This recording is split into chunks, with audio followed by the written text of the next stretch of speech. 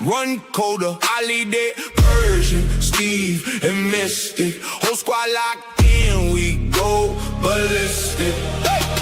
Game time grind, it's a takeover. Whistle get blown, we break the quota. From the first hot take to the closer. It's our season now. Move over. Clock hit zero, that's pre-show pressure. 3 deep crew, that full court measure. I lead a Persian, flame on the mic, breaking down plays like he called that hike. Steve with the stats, the ice in the vein. Sees every route, every yard, every lane. Mr. calling future, seeing through smoke. Predictions hit hard like a safety stroke. Game time grind, it's a takeover. Run, let's go up, lights run colder. I lead the Persian, Steve, and Mystic. Whole squad locked in, we go ballistic. Game time grind, it's a takeover. Whistle get blown, we break the quota. From the first hot take to the closer. This our season now. Move over. Line 'em up.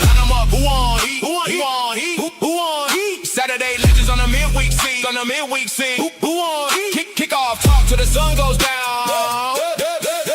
New kings here, that's a title bout.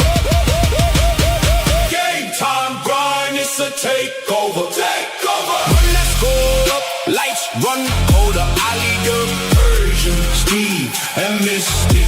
Whole squad locked in, we go ballistic. Game time grind, it's a takeover.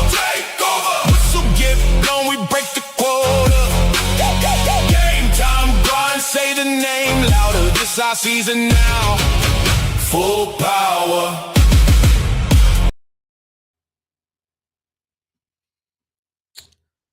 Breaking news. Former Cardinals, Raiders, Giants defensive lineman Josh Mauro passed away at the age of 35. Taking a moment of silence.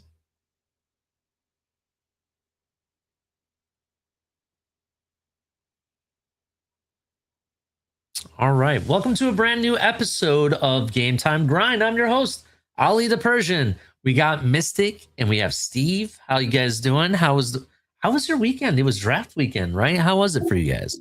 Good weekend. Busy. Going on.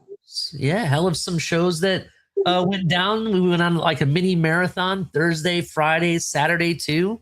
I don't know if you guys saw, but that Saturday show lasted 12 and a half hours. Oh, wow. Yeah, I went down and had some family stuff to do. Went and watched a play for basically my niece. It was pretty cool. But yeah, 12 hours. That's awesome. Wait for everyone to hold that down. Shout out to them. We appreciate that. Definitely. Shout out to Shake Money, who was running the show when I got in at 11. I'm like, you're still alive? Why is my show still alive? It was funny. So I was like, okay. But yeah, thank you for everybody that came out and joined the show and came on the panel. Thank you for all the viewers at home and all the likes and all the new subscribers that we have. We're still on the road to 100. We'll definitely get there. Steve, what did you think of the weekend? Like, how was your weekend and everything?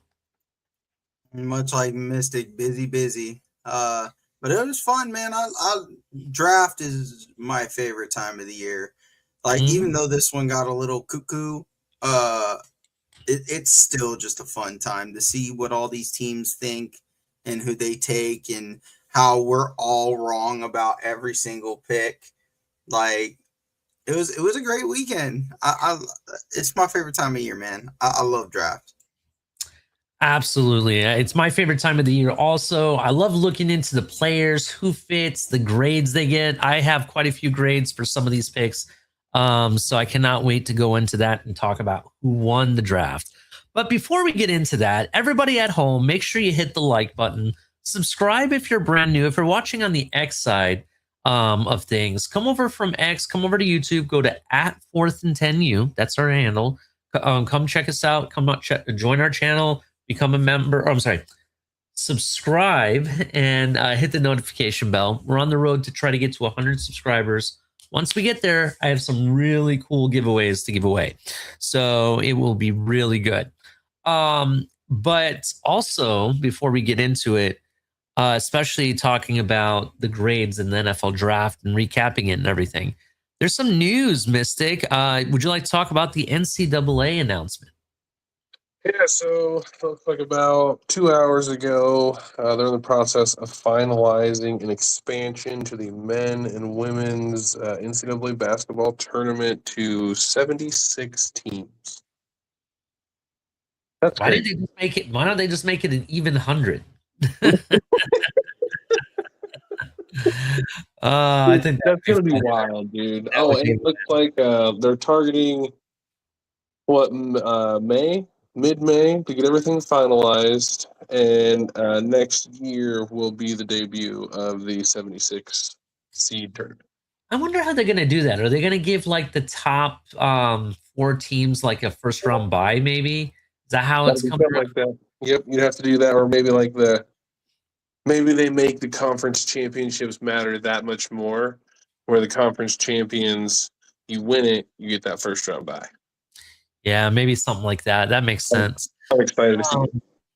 I also have more NCAA news. The NCAA is moving toward a new transfer tampering enforcement framework, starting SEC quarterback. I'm sorry.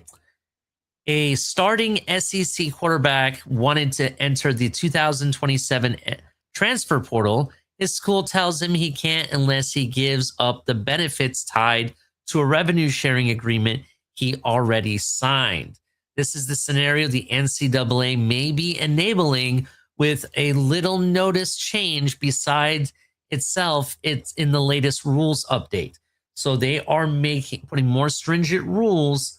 When you transfer, you give rights up for some of those name, likeness, and appearance or NIL deals, essentially. So that is going to be really interesting.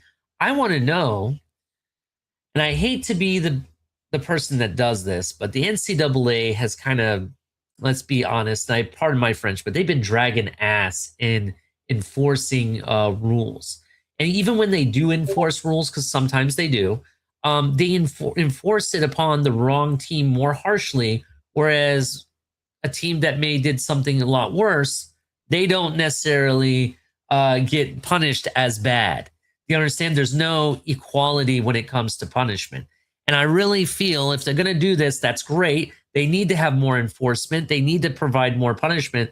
But I think it needs to be equal across the board, regardless of the school or program. You know what I mean? I don't think there should be any, oh, I like that team better. Let's not mess with them because they bring us money, you know, to give you an example. I don't know what you guys think about that. What do you guys think? I think Level 2 Noob has something to say to you down there in the chat. It sounds like he's about to come join the Big Ten. We'll see what happens. It sounds like he might be a Wisconsin guy, maybe. I don't know. I could see him lean into like Penn State also. You just never know with Level 2, you know. Shout out Level 2 Noob, by the way. He's leaving the Big Ten. I bet you he becomes a Tennessee fan. Level 2 noob, I feel like it's Tennessee or bust, to be honest. We'll see. We'll see. He kind of reminds me of a Tennessee guy. I could be wrong, though. He just gives me Tennessee vibes. And that's not a bad thing either. That's not a bad thing either. But no, I'm just, let's talk about the enforcement, though. Do you kind of agree? Because, like, I want to say it was SMU and Wisconsin. I think it's Wisconsin more recently and SMU before that. They had some type of either recruiting violation or something to that effect.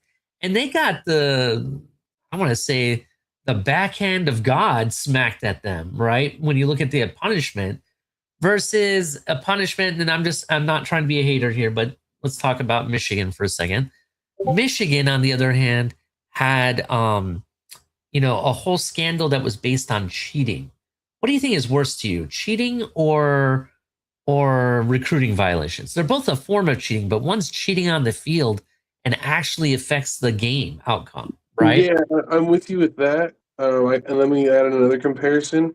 Go How ahead. about Iowa getting basically absolutely hammered for contacting Cade McNamara one day before they were allowed to? Kirk Ferentz served the penalty. They waited 3 years and now just dropped another hammer randomly on them. And we got what going on at Michigan over here? Like it's wild to me, man. There needs to be a way to find consistency. It is wild. And now this is what I'm basically talking about. You definitely found proof of cheating. You say that you can't, you don't have we don't know if it really made a change of the outcome of the games or not. I'm sorry, but if they know the plays, obviously it does. And by this point, it doesn't matter, you say, but I get it. But it's the premise. If you're going to hand out punishments for stuff from 3 years ago, you have to make it fair for everybody. Everybody should get that, no matter what the crime is. It needs to be fair across the board. That's my argument. But I'm kind of glad to see the NCAA finally trying to put their big boy pants up and actually do their job. Let's see if they can actually do it. I don't think they can. I still think they need to. There needs to be a new authority over the NCAA, but that's just me. All right. What else? Big news that came out recently. The Jameson Williams. Yes, Jameson Williams is suing the they're suing the NCAA, the SEC, and the Big Ten over name, like, and appearance, essentially, violations that he's saying he's had. I don't. Why? I mean, it's for a commercial. It's for a commercial. That's what that's what the whole thing is about. Yeah, I'm reading a Yahoo Sports article. It says, to date, Williams has not received fair compensation from the defendants for a full commercial value, his name, image, and likeness. Defendants continuously financially benefit from Jameson Williams's NIL and will do so without providing him the compensation. Like, damn. Like, they're just using his shit and fuck you. We're just gonna keep using it. Yeah, it's just very odd. Very, very odd. Okay, so I guess I misread what it was saying. It's just the commercial value of his name. So the fact that they just keep using it for whatever they want to use it for and not giving him any compensation for it. Yeah, I mean, I think he does. If you're using his name, then he should have some compensation for it. I definitely agree with that. But so they're not giving him anything, but they're still using it, right? Yeah, and it's not even just his name. They're using his name, his image. I'm imagining it like, you know how, like, when you watch a college game, they'll like show past games or talk about players who the last time they played this team or whatever. Yeah. Like that kind of stuff. They're showing his body, they're showing his face, they're talking about his name, they're talking about his stats. Like, it's all of this in a big ball of craziness. Like, this is your right as a citizen in the United States, that you get some level of control over your personal name and image. Yeah, in this case, I'm with him on it because the fact that they're using his actual image and everything, and not just his name. If you were telling me that, like in a commercial, you hear commentators talking about him and they're just using his name, then I'm like, do I really need to pay the guy?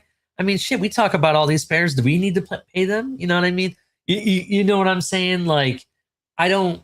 If it's just them mentioning his name, it's one thing. But if they're using images of him and pictures of him like all the time, then and his name, yeah, that's an issue. What do you think about that, Mystic? I mean, I'm like I said, I feel like this whole situation, I'm just kind of like, it just, however you can find consistency across the board is really all that matters to me. I get tired of seeing, kind of like I said, certain people doing crazy shit and get slapped on the wrist, and other people, doing like a little bit of nothing and just getting the absolute just book thrown at them. It's crazy to me. It is definitely crazy. I just found something else, and I don't want to deter from it, but former Alabama defensive lineman Luther Davis defrauded 3 NFL players using their names to receive $20 million in loans. Jesus Christ, man, that's a lot of money. Ugh. Talk about the fraud, man, with financials, especially when you're a player. You know what I mean? They need to. How do I say this? They need to make sure before they enter the NFL that they go through some financial course to learn how to save their money and invest properly. Right? It just seems like either they're blowing through all their money, or they're just having all these financial issues, or they're being frauded by another player. Like last year, what was the big story with the NBA player? Was it Rozier, I think, that had the whole gambling scheme and got arrested by the FBI? Yep. It sounds like new charges are going to be brought up on him to add to the whole thing. Well, look at Sorsby. Who? Yep, Brennan Sorsby. Brennan Sorsby. Good one right there. Glad you brought that up. That was my next topic, actually. So Texas Tech has a serious QB issue after the Brendan Scorsby news. If you don't know, Brendan Scorsby was the Cincinnati QB who transferred, could have went to the NFL. He actually weighed his options and then transferred to Texas Tech. And there's actually another player that we're going to mention in conjunction with Texas Tech here in a minute. To kind of give you guys some background, the Texas Tech Raiders had to feel they were in a good position to make a run at a national championship this year, in year 5 of Joey McGuire's tenure as head coach. The Red Raiders have become legit under McGuire because of his coaching, but the school has also poured a ton of resources in NIL. Supposedly, they had the most expensive roster in all of college football. There's rumors that it's upwards of $40 million. That's the rumor. To that point, Tech picked up a massive transfer portal commitment this offseason from former Cincinnati quarterback Brendan Scorsby. His addition catapulted the Red Raiders to be top of the contenders in 2026, but his availability for the next season is now in question. The school announced on Monday that the quarterback is checking into a residential rehab for gambling addiction. Not only is there no timetable for his return from Tech, but he's also being investigated by the NCAA for reportedly making thousands of online bets on a variety of sports via a gambling app, according to Pete Thamel of ESPN. Thamel is also reporting that Sorsby bet on Indiana football while he was a redshirt with the Hoosiers in 2022. That's really interesting. That could cost him his eligibility. This is not a good look for Sorsby at all. So now that Texas Tech has this serious issue, I read somewhere on my timeline that he's losing his ability to just immediately play. When he transferred, he's going to have to wait at least 1 year minimum to play for Texas Tech now. That's were some of the things that I saw come on my timeline. Is that true? I can't confirm that. What have you guys heard? I know it's being said that Dylan Raiola is apparently going to be meeting with the team to maybe transfer in somehow. I don't know how that works. Taking my thunder left and right. That's what was my next thing. I was going to add it. Go ahead. Yeah, I don't know how it works. Supposedly, Dylan Raiola originally thought he was going to go to Texas Tech. That was the plan. All the people kind of even said it's going to be Texas Tech. And he ended up they didn't end up going with him. They went with Sorsby. He kind of was late to the run in the transfer portal and ended up going to Oregon thinking he would be the starter. And then come to find out, Dante Moore decided to return to Oregon. So now he's like, oh, why am I here? So the reality for it is that I think he needs to go somewhere where there is a starting position open. And if Texas Tech has that position open, it makes complete sense. What do you think, Mystic?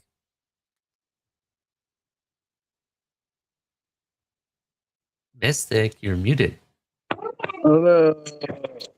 No, I mean, those are the points that I had. I was going to go literally right to the Dylan Raiola situation. I think this is the opportunity that Raiola needs. Sometimes we just see weird things happening and, guys getting a chance and they do the most of the opportunity, right? And I think this might be that time for Dylan Raiola to step up and maximize, right? This is absolutely true. I definitely agree. Does it, this Go does ahead. this sorry, just a thought that popped in my head. Does the fact that Dylan Raiola is scared of competition, does that worry anybody?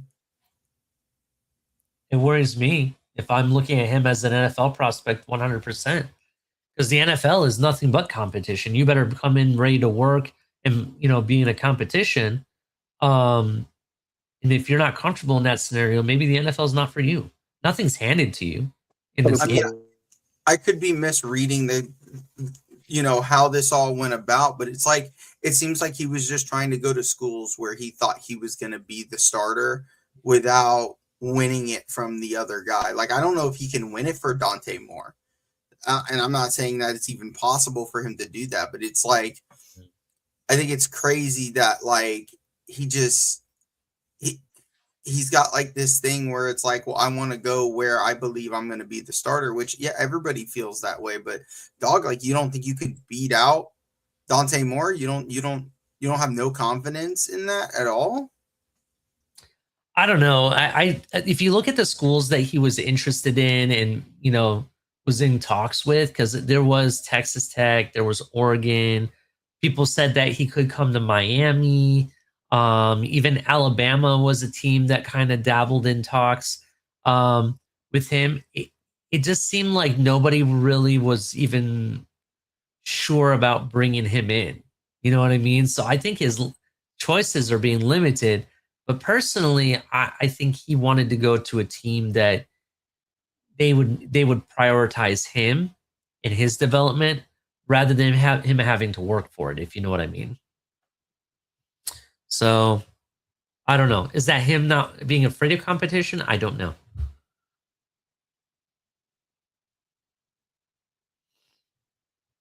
Any other thoughts on Dylan Raiola, or did I lose you guys? No. No, I'm good. All right.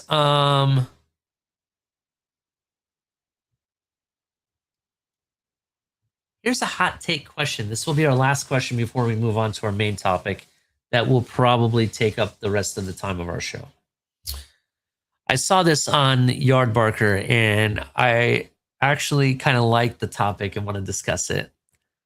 What does Lenoris Sellers need to work on to be a QB1 in the next NFL draft?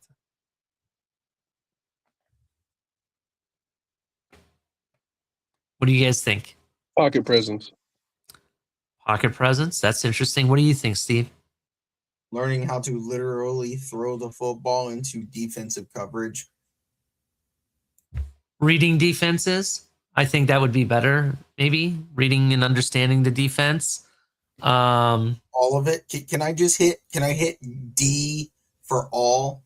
Learning how to read defenses, learning how to live in the pocket, learning how to make smart decisions with the ball when players aren't completely wide open.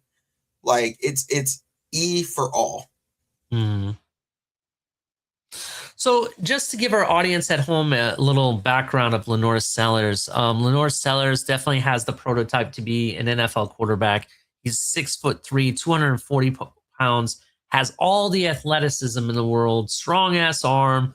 The questions are maybe pocket presence, according to Mystic, understanding defenses, so he makes sure he doesn't make the mistakes. I mean, it's not like he didn't perform last year. He threw, actually, compared to some other QBs, he didn't have the best of season.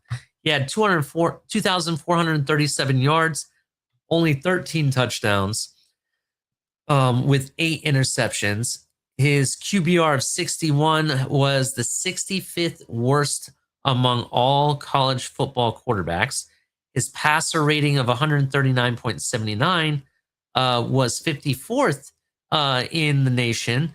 Sellers completed just 60.8% of his passes, and against SEC competition, that number dropped to only 60.1. That's not the biggest drop, in my opinion.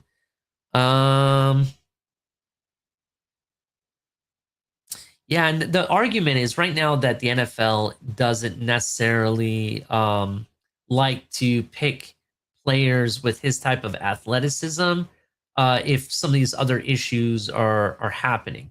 They'll take flyers on him, but we just saw in this past draft, since we're going to talk about it, Taylor Green, who, if you think about it, has that athleticism, has an arm, can make the throws, athleticism, can run for you, dual threat quarterback. He was taken in what, the 6th, I think? Correct me if I'm wrong. 6th round.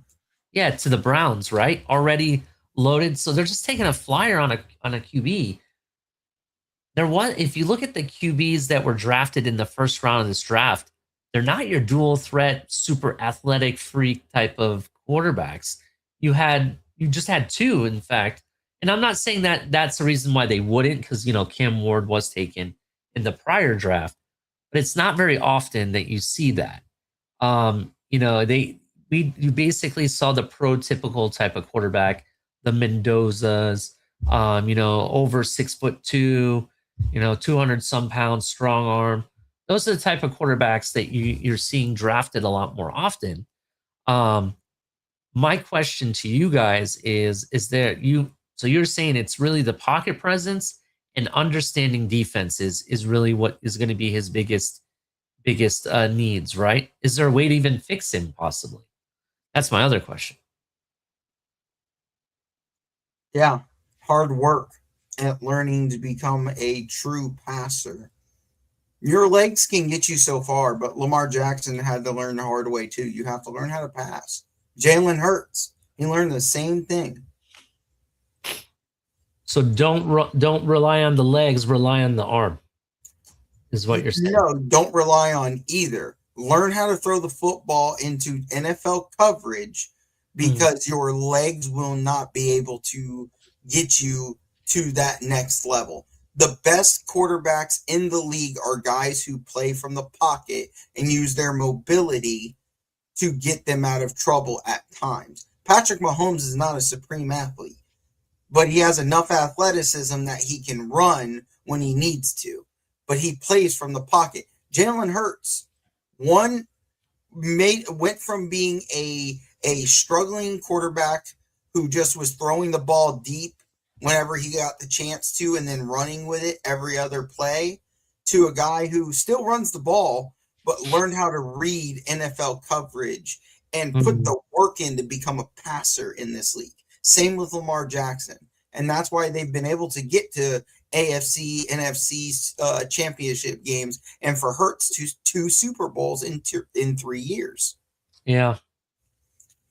I see what you mean. It's really interesting with these QBs and how the league has kind of moved away from certain style QBs within just 1 year. But I mean, just to give you another example, another guy that you thought would be in this draft possibly, DJ Lagway, transferred from Florida to Baylor, I believe. He has similar problems. I want to say the pocket presence, understanding defenses, and not just going to one read. I think those are similar problems that he has that Lenore Sellers has. So it'll be really interesting what they do this upcoming season. Level 2 Noob says they need to learn how to play QB. I agree with that. Real quick before we get into the draft, this is draft related. Did you guys see the news about Diego Pavia? I did. The Ravens are signing him to like a 3-year deal or something. Yeah, they're signing him to a 3-year deal. Did you see the photo of Lamar Jackson standing next to him? Is that real or was it Photoshop? Please, someone tell me. I have not seen that. Oh, let me see if I can find it. I thought I put it in our chat. But no, that is Photoshop like a mother. But everybody's making them, bro. They're all over the place. So I'm sitting here like, is that real or is it AI or what is it? You can tell it's AI. Lamar Jackson's not like some giant genetic freak. Like Diego Pavia turned out what, 5'9", 5'10", something like that. This was the first image I saw when the news broke, and I just thought it was hilarious. Come on, man. Look how, you know what I mean? I mean, It wouldn't be out of the normal though, because Bryce Young is super tiny. To give you an example, right? I was like, do you remember the photos of My him in the gosh, so backpack hard. like Yoda? Say that again. Say it again. Do you remember the photos of Bryce Young when he came out and the tackles back on his back like Yoda in a backpack? Oh, Like I they didn't. killed Bryce Young. I didn't see. I remember something, but I didn't see that one. That was funny. That was funny. But I saw this photo. I was like, that has to be Photoshop, bro. So, oh man. All right. What else? What else? Any other news before we kick it off to our draft grades? I don't think so. All right. Well, everybody at home, please hit the like button. Subscribe if you're brand new. Come over to the YouTube side. Come to at 4th and 10U. We got a lot of people up in here. And we'll get into it. I see G2's up in here. IMAX or at IMAX. Let's see who else. I saw some other people. Oh, is that my See, this person has real good taste, regardless if she's my daughter or not. But my daughter's in the chat, so be careful. Be on your best behavior, kids. It's okay. She's 18 now, so it's all right. Daniel Berry Sports is up in here. Craig Sebring, I see you. Level 2 noob. Michael K. Did Ali talk? I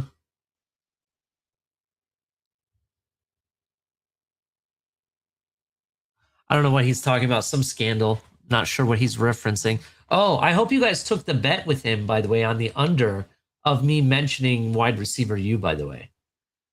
Because he put everybody on that. He's going to take the high of how many times I was going to mention wide receiver U, and I made sure the whole time to make sure it was the under. So I don't know if you guys saw that.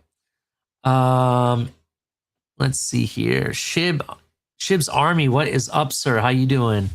Everybody hit the like button. I just wanted to shout out to everybody. Mystic, why don't you hold it down real quick, or you and Steve hold it down real quick? I gotta grab something. I'll be right back.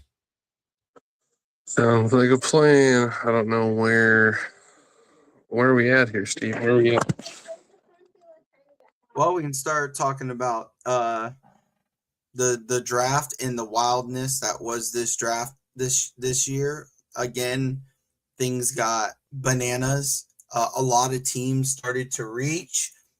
We saw players going to teams that we thought other particular players were going to go to. I don't want to get too much into that because I don't know how much Ali put into how he wants to address that. But, I mean, man, this draft got bananas. Like, can anybody remember what's up, Vonjo? Can anybody remember in recent times where so many teams reached for what we considered reaches for players, like just over and over? I can't remember the last time I saw so many people trade in the first round. And I think that should have been kind of all telling on what we were getting ready to see. I just think so many people didn't necessarily like the level of talent that this draft had to offer, in my opinion. Not compared to, I mean, probably the last couple of drafts. It was such a different draft. Real quick, shout out to Liz. I didn't see you in the chat initially, but I see you here now. So shout out to Liz. Hope she's doing well. Sorry about that. What are we talking about, gentlemen? I just got back. I apologize. I was talking about the fact of how many teams, and someone just commented, and it's a very good point, and it's a point, Ollie, you made to us before the show, right? How many teams took players that they wanted instead of draft position? Because I was talking about how many reaches there were in this draft, not just by one singular. Everybody was reaching at one point. It felt like everybody was. It was almost like they didn't. I mentioned backstage that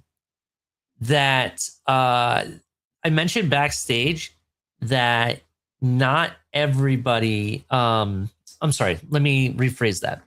It felt like everybody didn't want to draft in this first round or even in the later rounds, because at some point I felt like everybody was just closing their eyes, spinning the arrow, and it would land on whatever name, and that's who they took. Because there was some crazy moves, not just by the Miami Dolphins, which there's a name or two that was kind of like, where did that come from? But there was like people that I'll give you an example. I don't think that Niners or any of the 49ers fans thought that the 49ers were going to take a wide receiver with the first pick of the second round. Who here thought that was going to happen? Right? I could have swore it was going to be whatever offensive lineman was available, Jennings, Dunker, or whatever offensive lineman they could get their hands on. I thought that would have been the pick for them. And they didn't do that. We also saw the Bills not take a wide receiver that they need desperately, only to take a defensive end, I think, is what they ended up with. And correct me if I'm wrong on that, Steve, but I think that was their first pick in the second round. So it was just very odd. Even though there were receivers on the board, they could have had Denzel Boston, Chris Bell, Ted Hurst, among many other names that were available. They could have very well had. So that's just how I felt about it. What do you guys think? It's just such a different draft, man. Like I was just telling Steve, it's just I don't know that I want to say that teams were reaching anymore. When I just think that's the level of talent that what's in this draft. I mean, we saw so many trade backs. We saw what at least five trade backs in the first round. It's just this was just not a, in my opinion, supreme talent. There wasn't a whole lot. It was just in my opinion, maybe 5 to 10 guys that you wanted, and everyone else was kind of like the later I can get them, the better. Yeah, I can kind of see that. I mean, there was a lot of receivers that had a lot of speed. I mean, I think Steve and I commented at one show that the receiving group had a lot more athleticism and speed than what we thought. And there was like a whole bunch of guys that were very close to each other. There was no one really separating apart, outside of the guys that we know that would go in the first round. So maybe that's why they were trading back, because they're like, I can get them lower, and maybe there's a player I can't get lower now, and I take them. Maybe that's why it felt like everyone was reaching. Tony says he doesn't think they were reaching. I don't know if he means the Dolphins or like the whole NFL. I think a lot of teams were reaching for some players, in my opinion. Shib's Army is asking me, did you get to watch some tape on Max Llewellyn? Yes, I did. And I can talk about that now, or we can keep that for later, Mystic. What would you prefer? It don't matter. We can talk about it now. I think Max is a damn good prospect. I thought people would honestly would have picked him up in the 5th. I think picking him up in the 7th was a hell of a steal. And I think he brings a plethora of pass rush moves to that room. So there's a guy he reminds me of a little bit. And I know some people are like, oh, you're just saying that because of the team he plays for. Well, he was a guy that I said I could see us getting in the 6th or 7th round. So technically, I'm not wrong. He reminds me of King Curry a little bit. He's a pass rusher.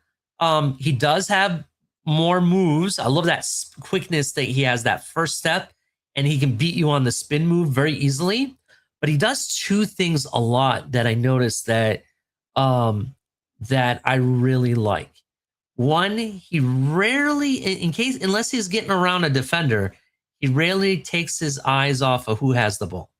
So if the quarterback has it, he's locked on you. That's number one. And then number two, the other thing he does that I like, when he's going after the quarterback, he doesn't allow them this time or space to like think about, having to throw the ball. He gets his hands up right away, even when he's about to tackle you, just to be in case you're going to throw the ball. And he does that almost like on every play.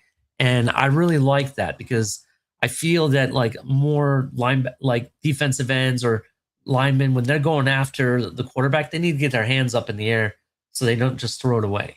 You know what I mean? Any way to disrupt the pass is basically a win for me.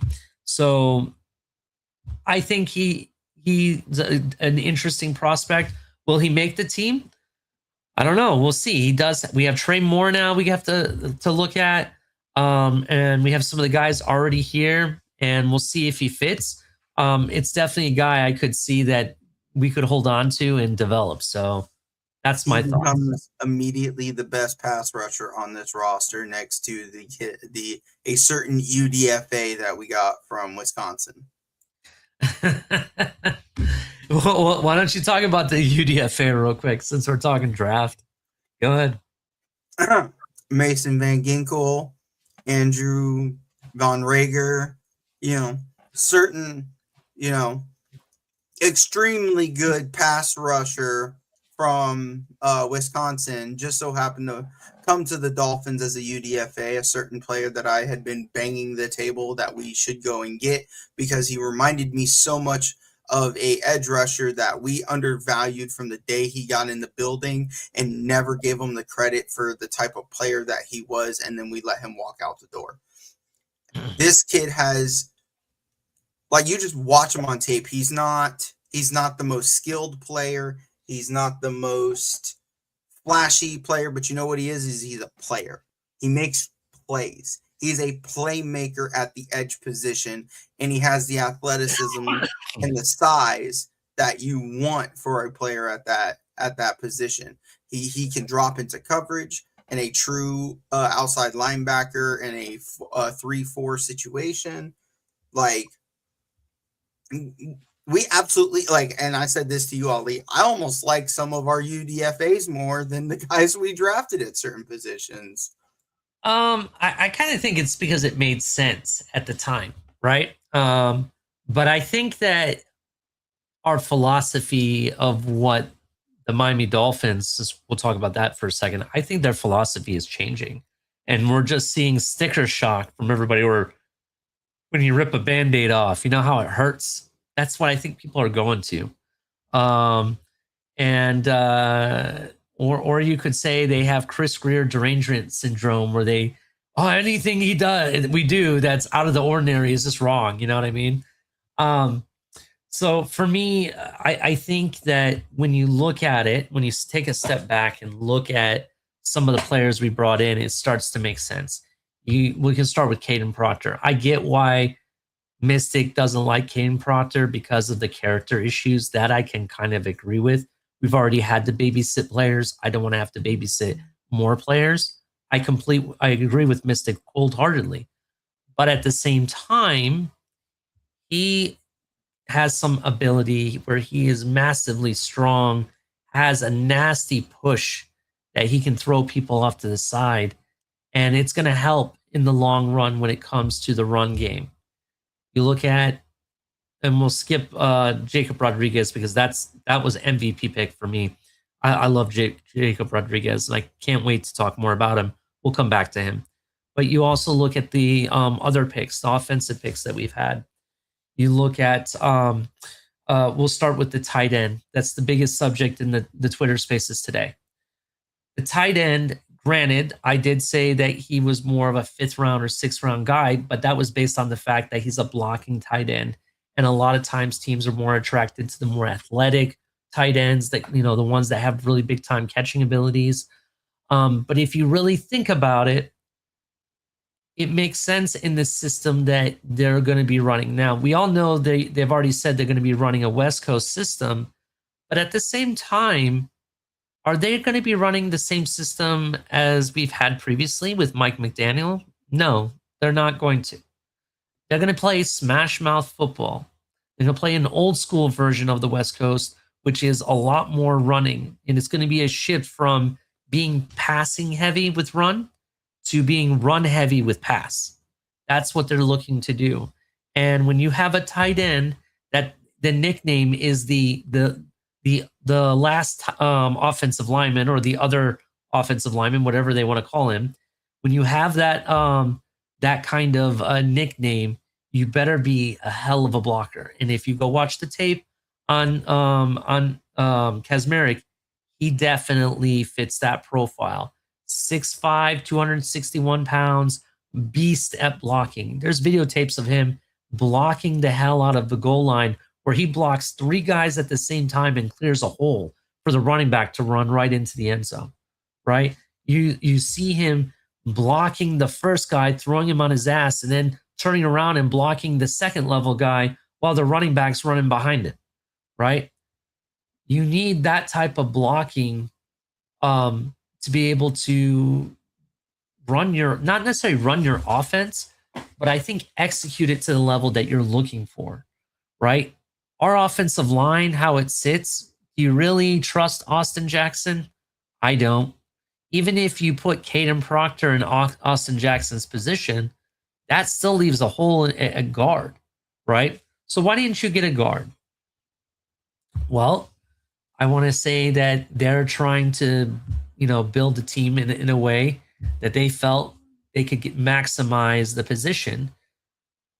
Getting Caden Proctor technically does get you both an offensive tackle and a guard to start off with, right? We don't really know what we have in Noah, to be honest. We don't know, or Jonah. I'm sorry, Jonah. We don't know what we have in Jonah. He had a horrible first season, but a lot of people argued to me that he needs to, build some muscle and build some grit, and then we can see what we really have in him. Okay, if that's true, cool. Then we will do that. But you still need to have a guy that fits multiple positions, primarily the fact that we have a lot of holes in this team. So that makes sense for me there. I really like going to defense. I really like the Kyle Lewis pick. Kyle Lewis, we got a hell of value, and he fits several needs. You definitely need a need at safety. He played safety at high school. He reminds me of those hybrid type player at safety. In fact, the comp that I'm going to give you, it's not so much that he's the same size, but you can utilize him the same way. Jabril Peppers was a safety, but he could also play linebacker, and he has that hybridness to him. I could see them putting him in a role where he can kind of shift between roles. Who else did I like? Chris Bell. We got him a hell of an awesome pick in the third round, the end of the third round. That was one of the better picks, in my opinion, that I really liked, that I felt that was a need, because we still don't have a number one wide receiver on this team. You look at everybody top down, we don't have a number one. Chris Bell, though, showed ability to take over games. Can he do that in the NFL if he's healthy? I hope so, but we don't know. But he showed it, especially against Miami. So we'll definitely see. My favorite pick, I'm just going to go to it. Jacob Rodriguez. That was awesome.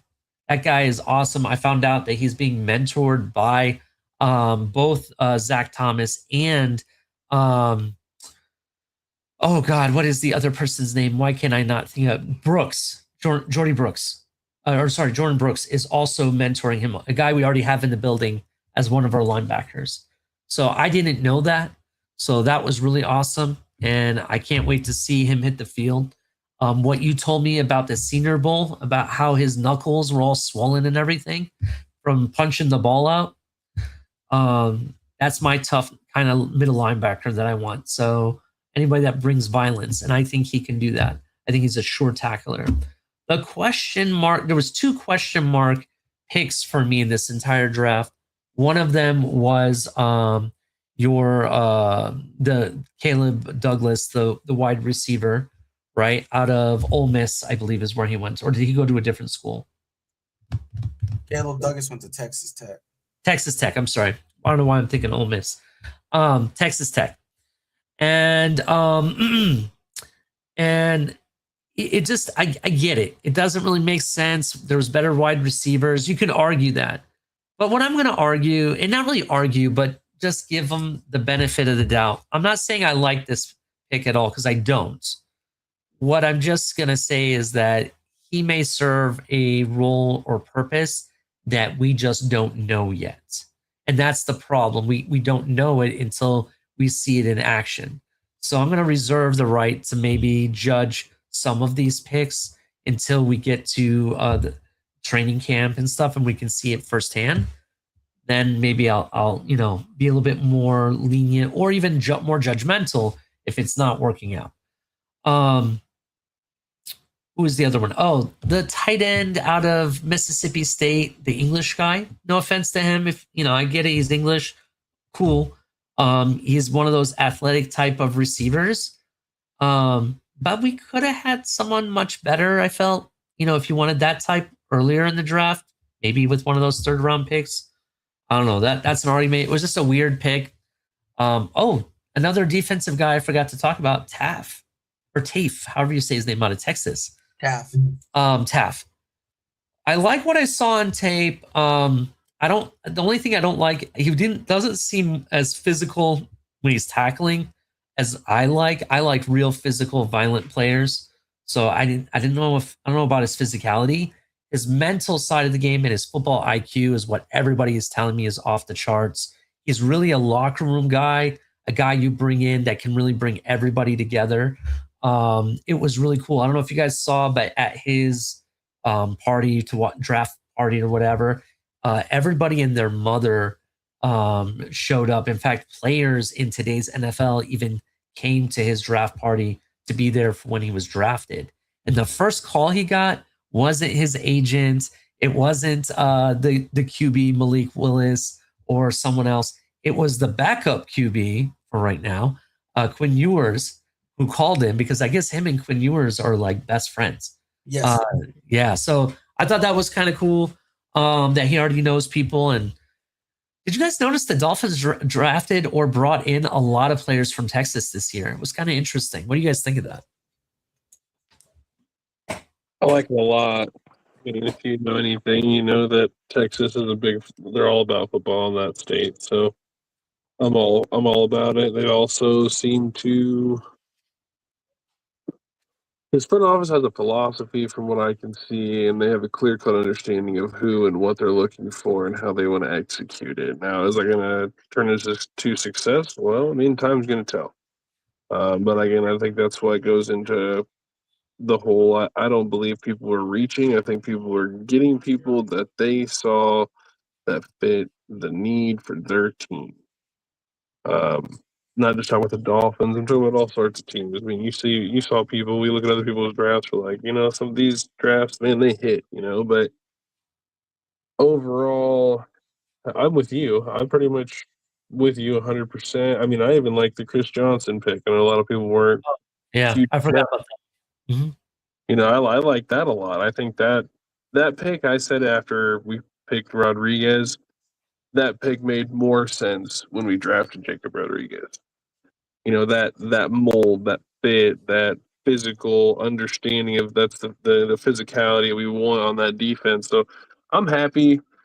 Again, I'm not gonna say that, to your point, that guy, that British guy, shout out to him for getting the opportunity, but I saw something about, the NFL Academy and it was Mississippi State, but it was also, he was like a 9-on-9 player or something. And it just, all this stuff that I'm like, wow, talk about question mark city. Like, I have no idea what you're getting with that guy. So I'm with you on that. Obviously, I love we got an Iowa guy.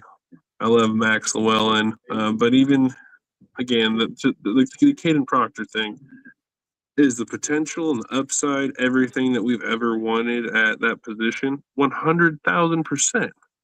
Yeah. Is there a question if the kid actually wants to commit to be great at football? Yes. Like that's all it is, man. Like, would I love for him to say, I want to be one of those all-time great Miami Dolphin players, and we're talking about one of the best right tackles in football for the next 5 to 10 years? Hell yeah, man. Sign me up. Absolutely. So, that's just where I'm at with it. I like a lot of it. Again, this all goes hand in hand with why they told us that they didn't, that Devon Achane was untouchable. We totally reinforced that. Like, we're about to run the ball and help protect Malik Willis, and it's going to be an interesting season. So I'm ready to get to that, right? Yeah. Yep, absolutely. Steve, what's your take? And then I'll follow up after you. I mean, I get what people are trying to say. They're not reaches. They took the people that they like. I'm sorry. As I've said all day, the last 3 days, I can't have sat here for all these months, and some of these players over a year of watching them, like Will Lee, who I found during last year when I was looking at tape from Mizzou, and I found the Mizzou versus Texas game, right? Or no, not Texas. Yeah, Texas A&M, I think it was. But I can't sit here and evaluate players like this, and that's just one, right? But all these players, and I can't painstakingly sit here and go through all this work to evaluate where I like these players and where they're at, and not be in the same mindset as a lot of these people who do this, because it's not like I'm just saying, well, I know it all. Well, like, a lot of people had the same grades for these players and where they had them on their boards as I did, and we're all just wrong. Like, we're just wrong about what we saw. No, I can't do that. I can't just say they're not reaches because they went and got the players they like. You can go get the players you like. That doesn't mean I'm not going to call it a reach. Now, can I be wrong? Yes. Can they be wrong? Yes. We see it all the time. These teams take players that they like and they turn out to be the wrong player. And it was the wrong pick. There were more talented players on the board. I like Chris Johnson. There had been a lot of rumors about Chris Johnson going in the first round. I just still don't have him as a better player than Colton Hood. I just didn't. Like, we talked about all these corners in the first round. How many of us in this room said, yeah, let's go get Chris Johnson? None of us. Not any one of the three of us said, hey, I like Chris Johnson for our pick at 30.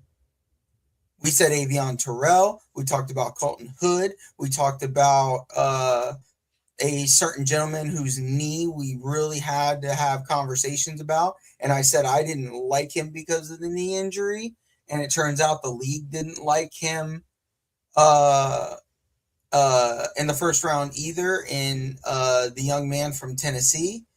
Mm-hmm. Like, I can't say that these guys aren't reaches when I've done all this work to say these were not the guys at these positions. We had Caden Proctor as a late first rounder. We took him in the beginning of the first. He was pick 12, right? Chris Johnson, we talked about as a second round pick. The tight end, when we all talked about tight ends, he was not the name any of us pulled up.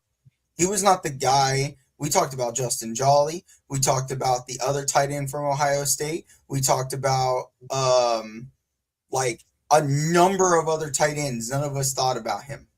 Mm-hmm. I brought him up in our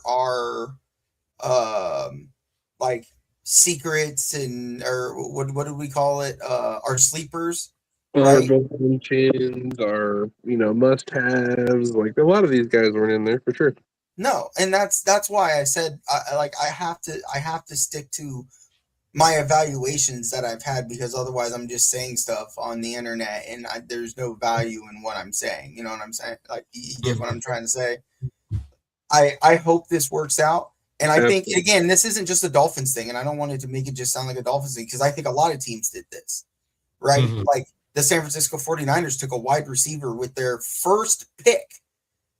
And it wasn't even a receiver we expected. Like, if it's Denzel Boston with the first pick, okay, I get it. It was first round talent. We had him mocked to the first round. You got the best damn receiver available. I get it. I get why they would do that.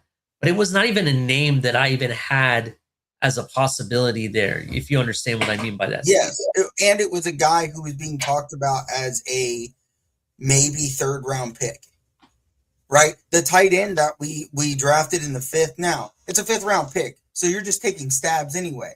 He wasn't even supposed to be drafted. It's a young man from Britain who went to the NFL's academy in Clearwater and learned. He loved football almost before he loved soccer. Like, cool. It's a great story. He's a really good athlete. Mm-hmm. So you took a stab there. I don't have a problem with that, except for this smells like Mike Gesicki and Durham Smythe all over again, where you doubled up on tight ends for what? Just because? Yeah. Yeah, it's really weird. Um, but I could, not trying to dabble on the NFL side. There's a certain tight end out there that still hasn't signed. That's very athletic and tough, and does kind of fit that athletic tight end mold that I would love the Dolphins to take a look at. And they've been rumored to be interested. So we shall see what happens there. Maybe they drafted this kid to kind of have someone that mimics the other tight end. Just as a camp body, because the argument was made, and the reason I say this, Steve, I was thinking about it. There was arguments that nobody thought we were going to keep all 11 picks. Even having 13 picks, nobody thinks we're going to keep all 13 picks. So when you got to have camp bodies anyway, and if you're going to cut them anyway, why not pick somebody just to see what he's got to kick the tires? At fifth round, it's too high, though. At fifth round, it is too high for me. Yeah, I mean, you're kicking the tires. I don't mind. Like after the third round, or I'd say the beginning of the fourth round, everybody after that is just kind of you're taking stabs at athleticism and stuff like that. You made a great point, and I don't want to harp on the Dolphins because I do think again, like there were a lot of good drafts this year. Like the Browns who had a crazy good draft. The Jets had a really good draft. They made effective use of all of their picks that they've had, right? The Jets unloaded and reloaded, right? But like the Dolphins, like they took a draft that you would say a team that is already in the playoffs. They were in the playoffs last year, and they're just looking for talented guys that they can develop over time and maybe get some usage in positions where they have some quality starters, right?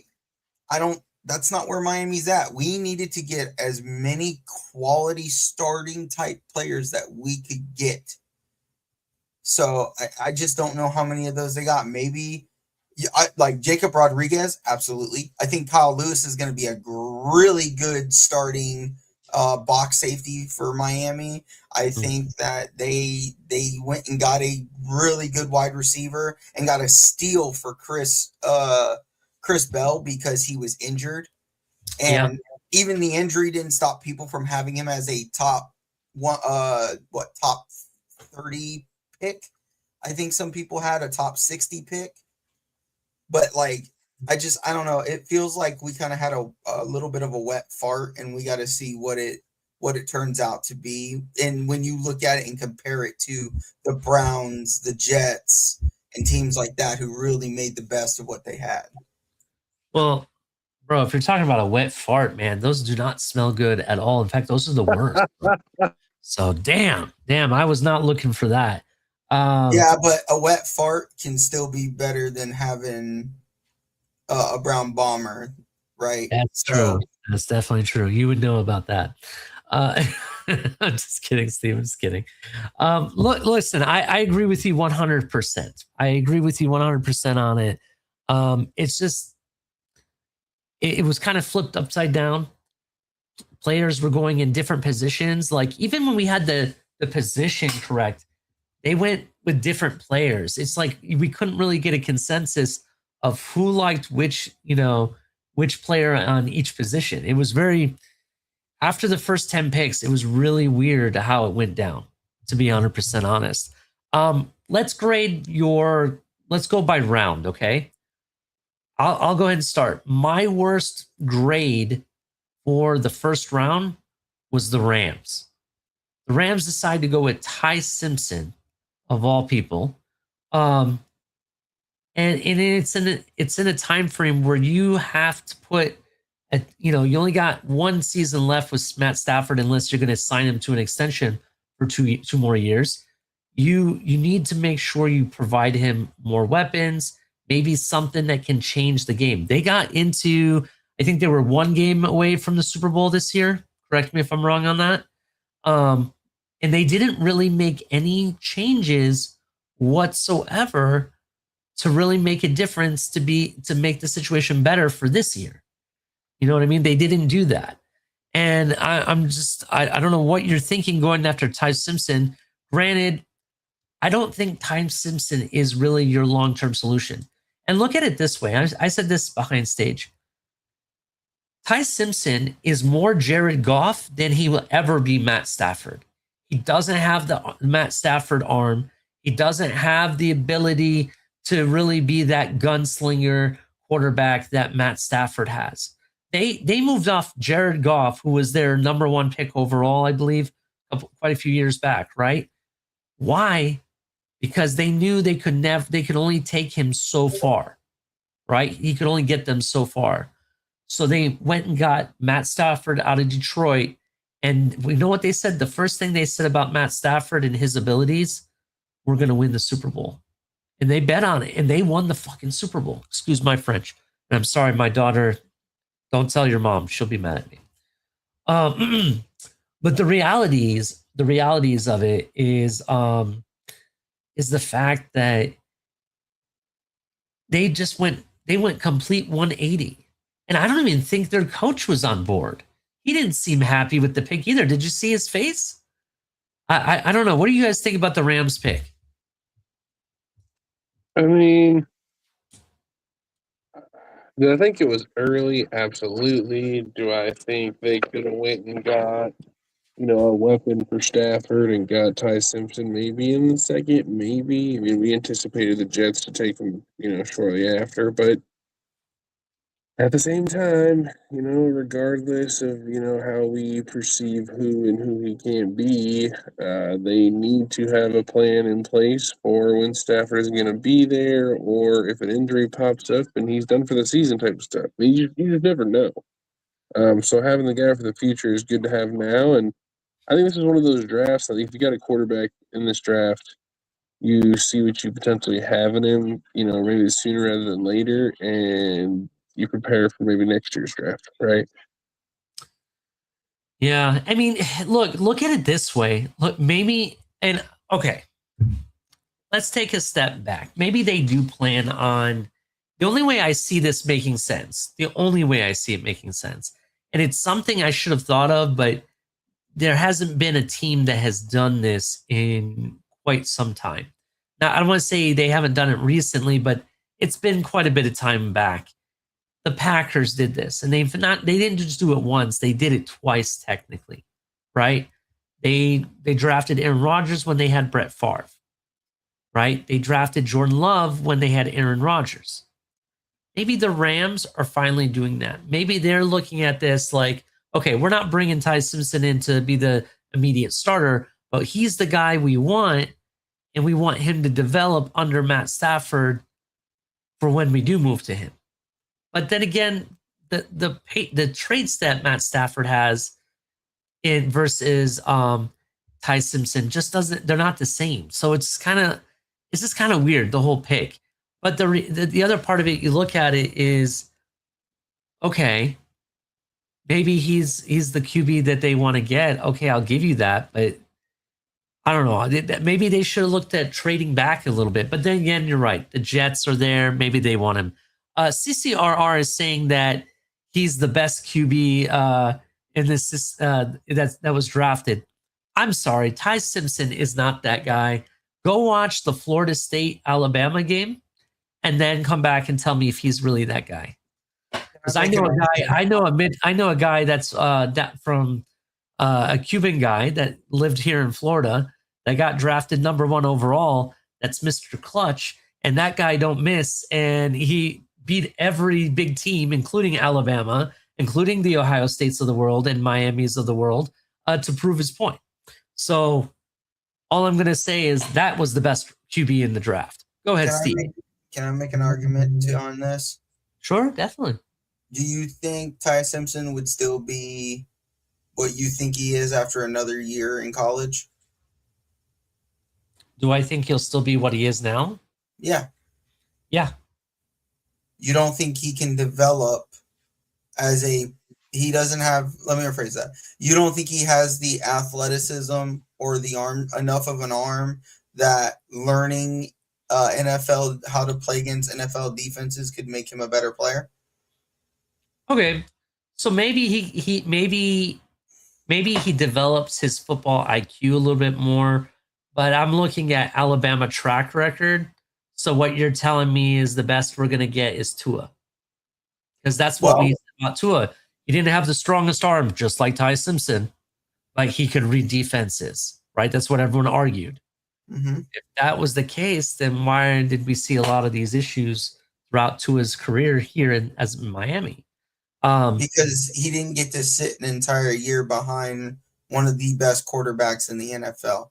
For Ty Simpson, and why I think this pick makes sense, they're taking a guy who I think has a stronger arm than Tua, doesn't have a career-ending injury that Tua had, where it literally took the one thing that made Tua as good as he was at Alabama, his athleticism, because Tua was an athlete at Alabama, and anybody who says any different is just lying because they want to make a point that they didn't like him.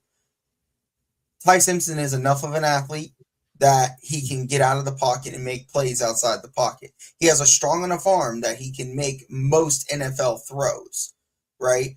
Now you're giving him a year under Matthew Stafford, who, yes, has a different, from an arm strength perspective, he has a different arm than him.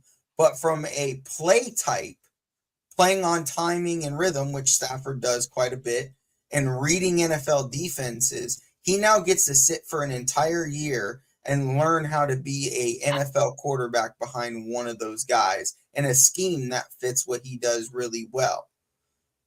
Miami wouldn't have given him that opportunity. I think the Raiders couldn't have given him that opportunity. But with the Rams, he may sit for 2 years. But they went and got who they believe with enough development can be their next starter of their NFL franchise. And that's why I think for them and what I would have thought the Jets, who we thought he would go to a few picks later, made so much sense. Look, I get what you're saying. It's just odd. The whole thing is odd to me because Matt Stafford just came off of, you could argue, as an MVP season, right? And will it work out? I don't know. I don't know what's going to happen here. What I do know is that I don't see them going back to a Jared Goff style quarterback, because arguably what you're explaining to me, like about him learning about defenses, it's the same thing they said about Jared Goff, right? And it didn't work out then. Jared Goff led them to a Super Bowl, if you remember, but it didn't work out. I just don't think it's going to be the same. I think it's going to be the same thing. They'll get close and just won't win it, because I don't believe in Ty Simpson. I just don't. I don't think he's a guy that can really lead teams the way that you want. I think he's a guy that was surrounded by extremely good talent, just didn't know how to use it properly. I mean, look at it this way. Look how badly he looked against Florida State. Look how badly he looked against Georgia in the SEC championship game. Georgia, like, literally took their belts off and whipped him with it, right? That's what that defense did to him. And the defenses here in the NFL are stronger. They're faster. They're more complex. They're harder to read. Could you not make that argument for Mendoza as well, though? You could, but but Mendoza is used to playing against complex defenses. I mean, he played against Ohio State, beat them. Played against Miami. Miami's defense was like I want to say we were like number 2 and they were like number 4, right? Defense. And you can correct me, Steve, but you were the one, I believe, that found those rankings. They're a complex defense. They figured them out. Yes. Right? You look at the Alabama game, I want to say Indiana actually cruised to a win. It was no like close game like the Ohio State Indiana game was, right? It wasn't like that. And the one thing that Mendoza has that is hard to teach, in fact, I'll argue like only few quarterbacks come out of college and have it, is know how to win in the clutch and being Mr. Clutch. And he has that. And that's something Ty Simpson doesn't have. Because when it matters most, against Oklahoma, he folded the first time. Against Georgia, he folded big time. And against Indiana, he folded, including against a nobody Florida State team, he folded really bad as well, right? So I don't know. I don't know, man. Maybe another year would have been good for him. I just don't think he's the type of quarterback you want, especially of the whole philosophy you've had over the years, over the past couple of years. I don't know. You know, I just didn't like the pick. Their fans didn't like the pick, and the head coach didn't look like they liked the pick either. That's what I do know.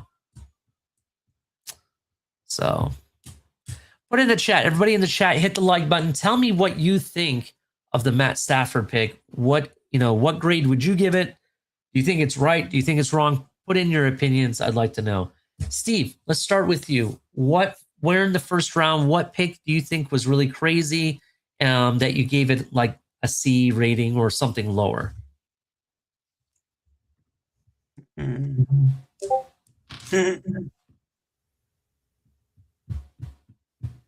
That's a good question. Maybe Malachi Lawrence to Dallas. The UCF edge, right? Mm-hmm. That's a good one. I mean, I know what I gave Caden Proctor, but there's a lot of upside, I guess. Caden Proctor, yeah, I don't like that pick. I don't have a C or lower on the pick, but I did look sideways when the Giants took Arvell Reese over Sonny Styles. Oh, you know what? No, I know what it is. Carnell Tate to the Tennessee Titans. That is an F. Carnell Tate to the Tennessee Titans, an F. Well, I did argue that they needed weapons for Cam Ward. I just thought it would be Jeremiah Love. I would love to see another running back in the Titans uniform carrying on that tradition of having a big-time running back, like having a Derrick Henry or an Eddie George, to give you an example. Carnell Tate is not what I had in mind, but he's still a weapon for Cam Ward. You know, he's going to be able to go up, catch those contested catches.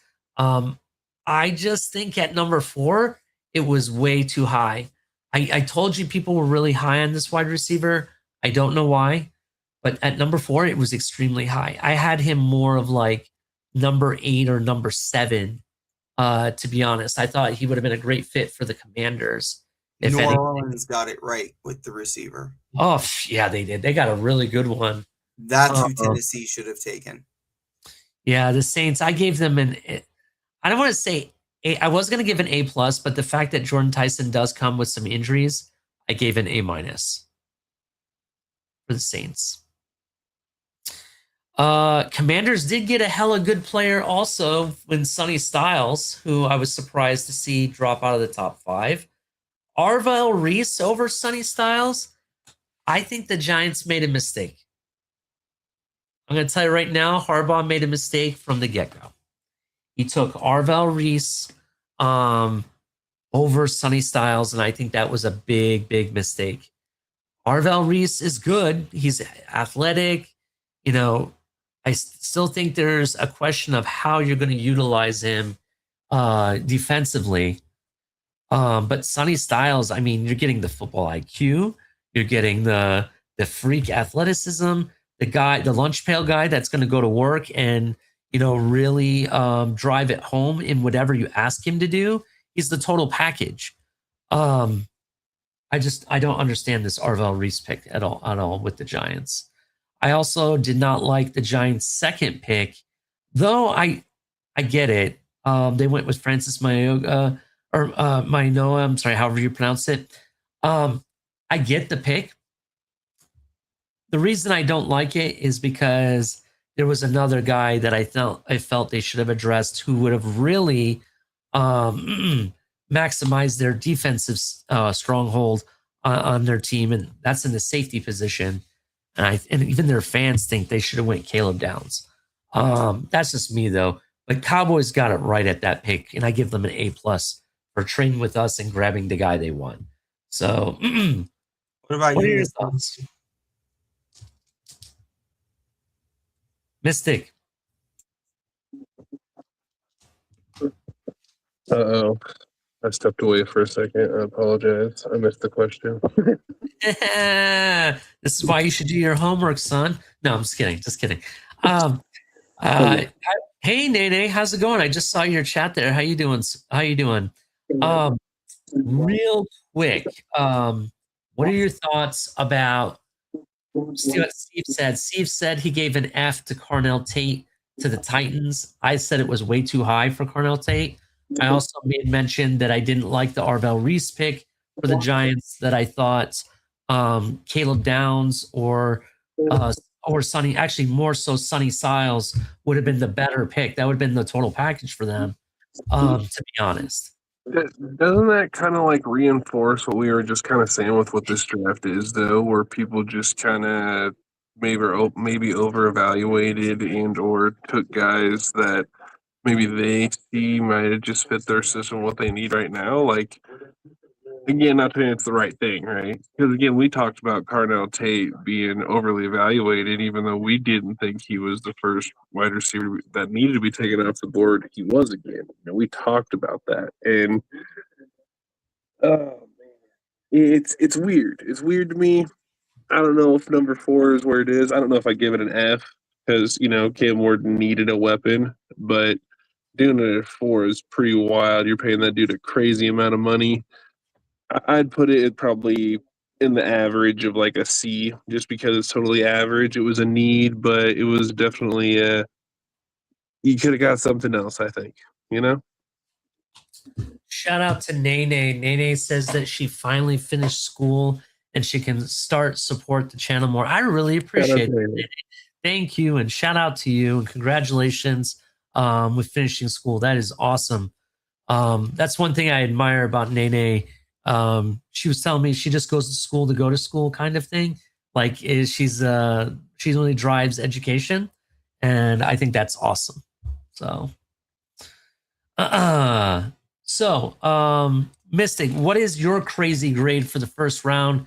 Who do you think made the worst pick, to be honest? I don't know if I think there's anything worse than the two that we just talked about, in the sense of like, where they could have fallen and where they were taken.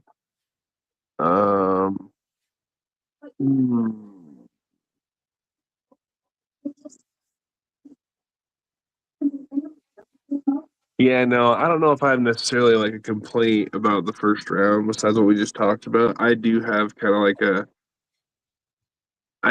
head scratcher, if you will, but it wasn't until later rounds. But I mean, I do have a thought overall on the draft. Well, we'll come back to that because we're gonna go down round to round. No, that's fine. And kind of give our take on it.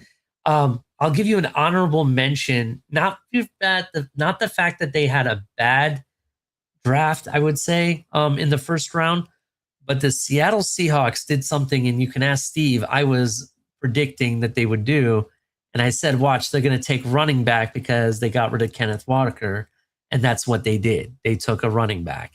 Granted, they got the other Notre Dame running back with Jardarian Price, who I think is really good.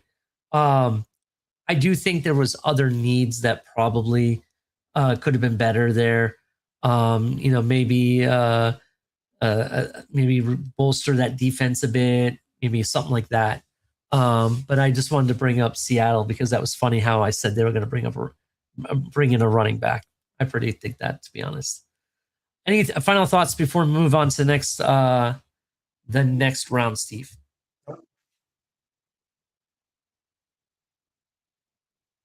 No? I'll take that as a no.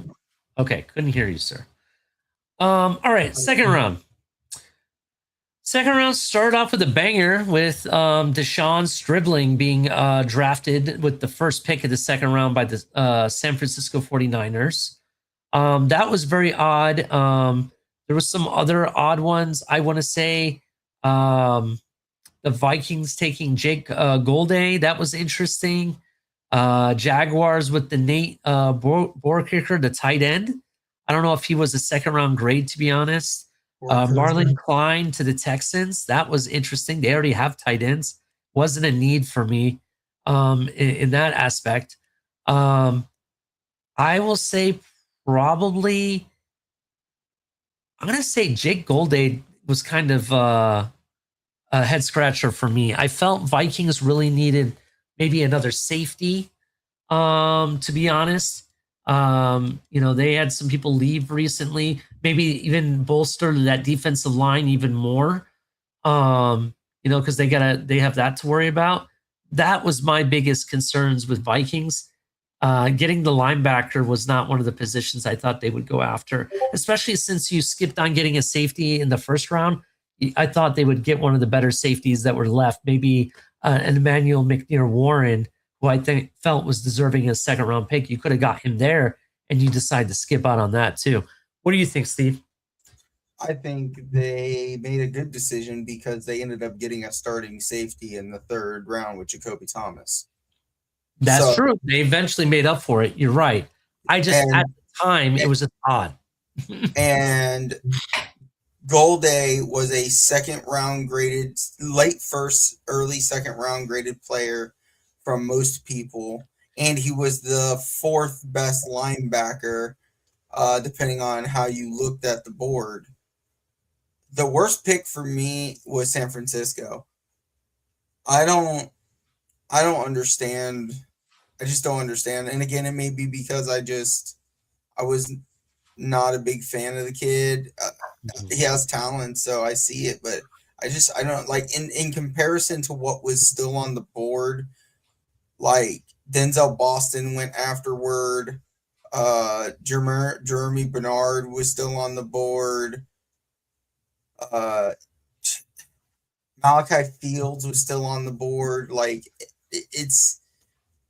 that's maybe I'm just not used to a winning franchise. I don't know. That's weird to me. Here it's crazy. I think Miami got the best player the entire second round. I agree. Shout out to Miss Fins. If you haven't followed her, make sure you go follow her for all your Miami Dolphins news and information she provides.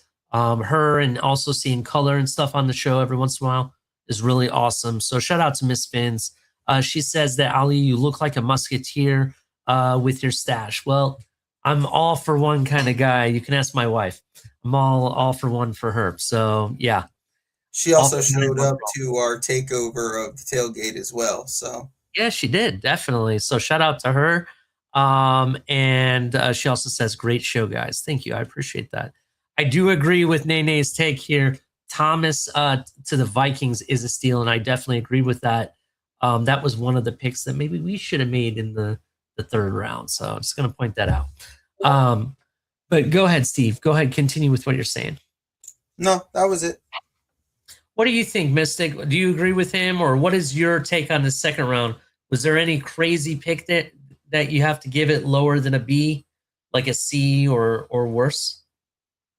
No, I don't think so. I think as you got to the second, third, and fourth, I think a lot more picks made a lot more sense. I feel like, again, we're going to view the first round a little different, right? It's first round picks, but I honestly feel like some people in the first round and the second, I feel like they got some absolute steals, personally. But overall, yeah, I'd say I don't think I'd go anything more than like a B minus probably in the second round.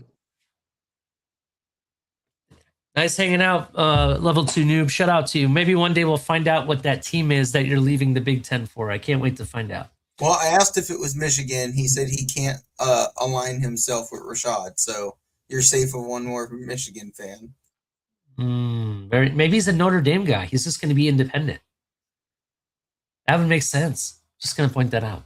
But go ahead, Mystic. So you said second round, you don't really got anything, to be honest?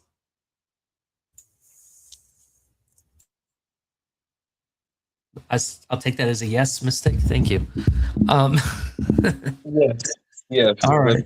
Yeah. What about the 49ers pick with taking the wide receiver at the first pick of the second round? Even if you wanted to go wide receiver and you say that was definitely a need, why take Sawan Stribling? Why not take Denzel Boston or some of the other receivers that I felt were much better than even him. I think they saw this guy step up in some moments. There's something weird. There's something weird with how I think San Francisco views and goes after wide receivers, because at first I thought the whole Brandon Ayuk thing a couple years ago was an interesting pick for them. And then the more I broke it down, it really fit the scheme. And I think Stribling fits the scheme. Again, is it the guy that maybe I had taken that spot? Probably not, but I can't kill him for getting a scheme fit in a guy that they saw that they really liked there based on, I'm pretty sure, isn't he a high speed guy? Yeah, 4.36. Yeah, like they're banking on this dude to, get the ball, in some space or something, and then after the catch, just yak city. One thing that I also would like to say about this draft, and we'll talk about the Dolphins. We'll use this as a Dolphin reference because I kind of think it sticks. Midwest teams are not always about taking the top talent. Sometimes it also comes down to character fit and how that person fits and molds with your team. It's part of team building, right? And you could say that some people do this already. It's not like it's just a Dolphin thing or whatever. And you're right. There are other teams that do this, but the Jets, for example, I don't think do it well, right? They don't do it well. You look at the Browns, they obviously don't do it well. And there's other teams in the NFL that just they're not really good at team building rather than just collecting athletes and stars, right? And I'll use this person since we're a college football show. Brian Hartline said it in an interview about the wide receiver room at Ohio State at one point and said, we don't always recruit the top person, the top wide receiver in the nation, because it comes down to more than just you being an athlete or you and your abilities. Are you a good fit with our program? Do you believe in the same values as we do? Do you see the vision like we do? You know what I mean? These players it may not just be their abilities that they have, but more than that, on how they fit this team. I'll give you an example. The Texas safety. I like him. I like him as a person. I like what I heard about him talk and his football IQ. I just don't know if he's the most physical guy that I would like. So what does that tell me? That tells me maybe they like him for something I don't see. And that's basically how he fits in the scheme, how he fits with the team. And some of those things you just can't see unless you're around the person and you're there to talk to them. That's how you really, like, for example, if I heard you talking, Mystic, or you heard me talking, right? We're not going to know that we're going to be friends unless we actually have a conversation, right? About various subjects. 100%. Right? So if I'm just giving my Dolphin takes, you don't know what type of person I am, right? I can tell you all the things I can talk about football, and I can tell you all the things about my athleticism and my abilities and what I bring. But you're really not going to know who I am as a person unless you have a more meaningful conversation, right? So you could have all the abilities and be the top rated person, but you may not be the best fit for me. And I think some teams are looking at it that way. A la the 49ers with their pick, because there was much better talent at receiver. Even if you wanted a speedster, I think there were some other ones that I felt were better, but they still opted to go with the guy they wanted because they felt that guy was the best fit for them overall. So I can't hate on it. But at the same time, I think our team is going through something like that. We're so used to taking the top talent. We're always talking about the next Tyreek Hill and who else is going to sign with us? Whatever top free agent, we'll get them, right? That's what we're so used to. I think we're down for a new philosophy, and it's more about team building than it is necessarily about having the best of talent, to be honest. So what do you think of that? I think you're spot on there, sir. I'm spot on. I'm not always spot on, but when I do, I drink Dos Equis. This video is brought to you by Dos Equis. No, I'm just kidding. The most interesting man.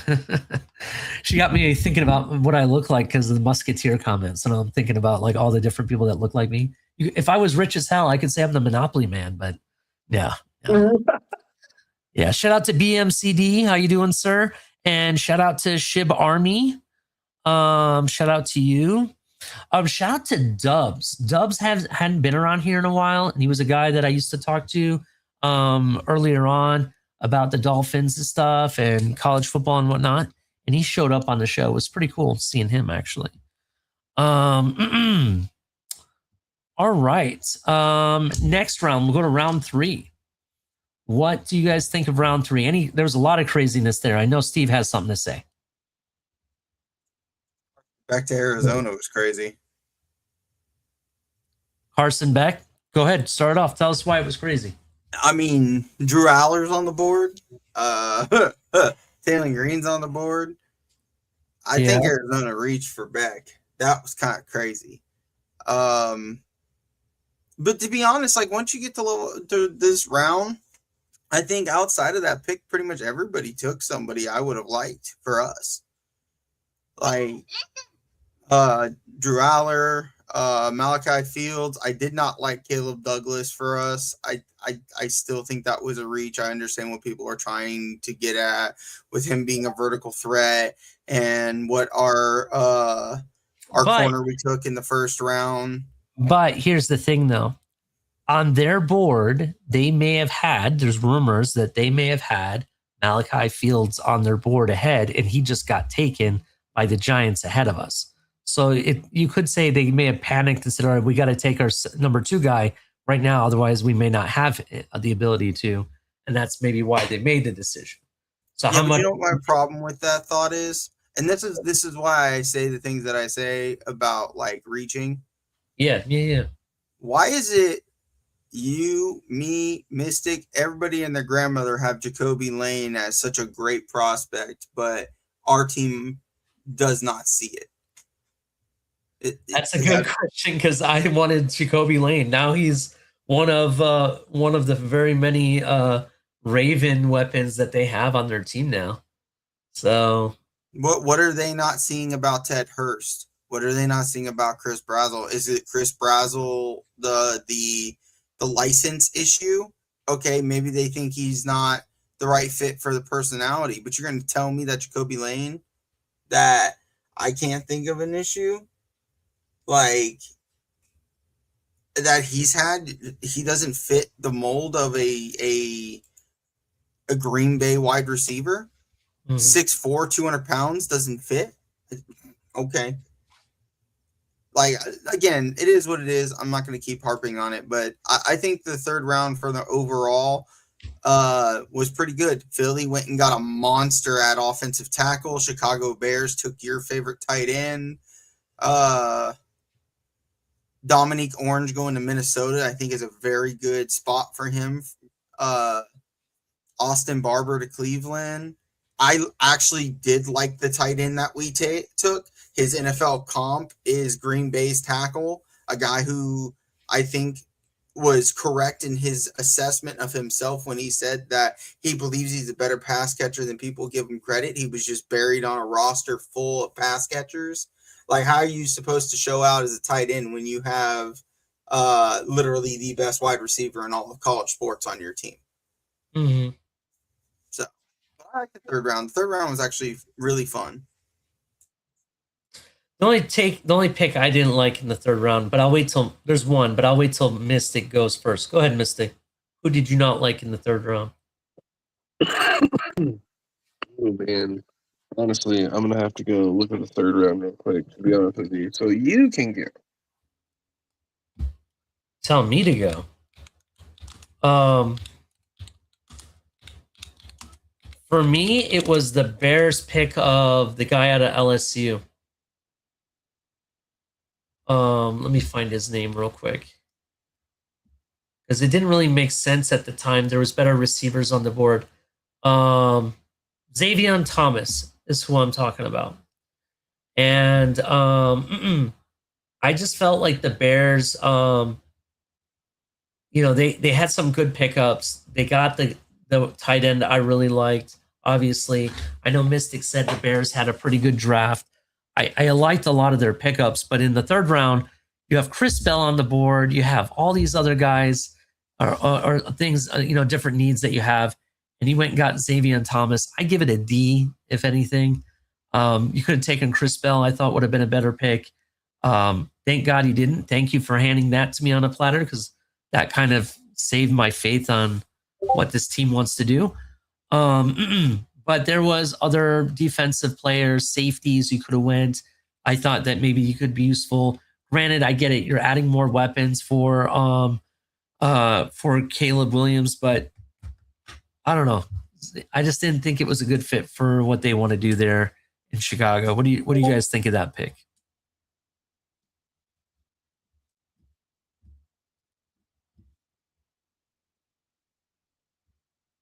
I guess they agree because there's no comments. We'll push on. I'm just kind of like going over some things here and like. Go ahead. I don't even. I mean, the hard part is remembering who's on the board, right? But like, my biggest thing is like some of these teams. I just gotta say it. Gotta call it how it is, right?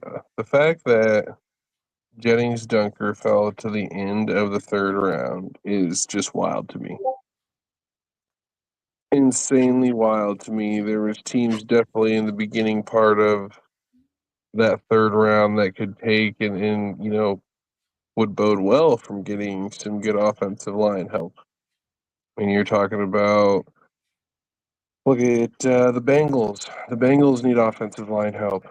Like, they never get offensive line help for Joe Burrow. The dude's always running around for his life or hurt, and it's from the pocket. Like, you look at things like that. That was crazy to me that he fell that far. Mm-hmm. Yep, I completely agree. That was very crazy.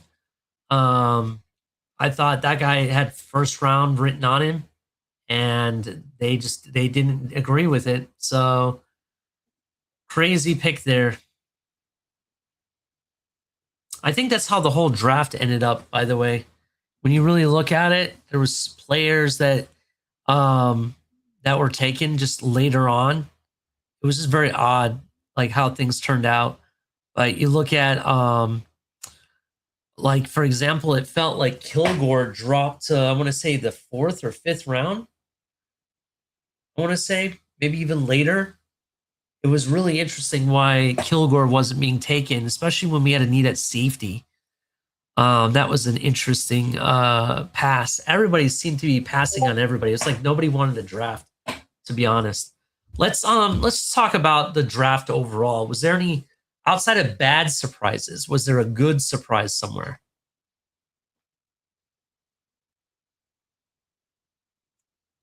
That's a good question.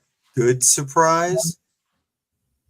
I'll The name. fact, Go on. I'm sorry. the fact that we got Bell at the back end of the third round and somehow still pulled off getting Jacob Rodriguez and Kyle Lewis. That was insane to me. Yeah, I mean, not to mention you got, you think about it, you were able to get Caden Proctor, Chris Johnson, right? Jacob Rodriguez, Chris Bell, Kyle Lewis. These guys are all starters, right?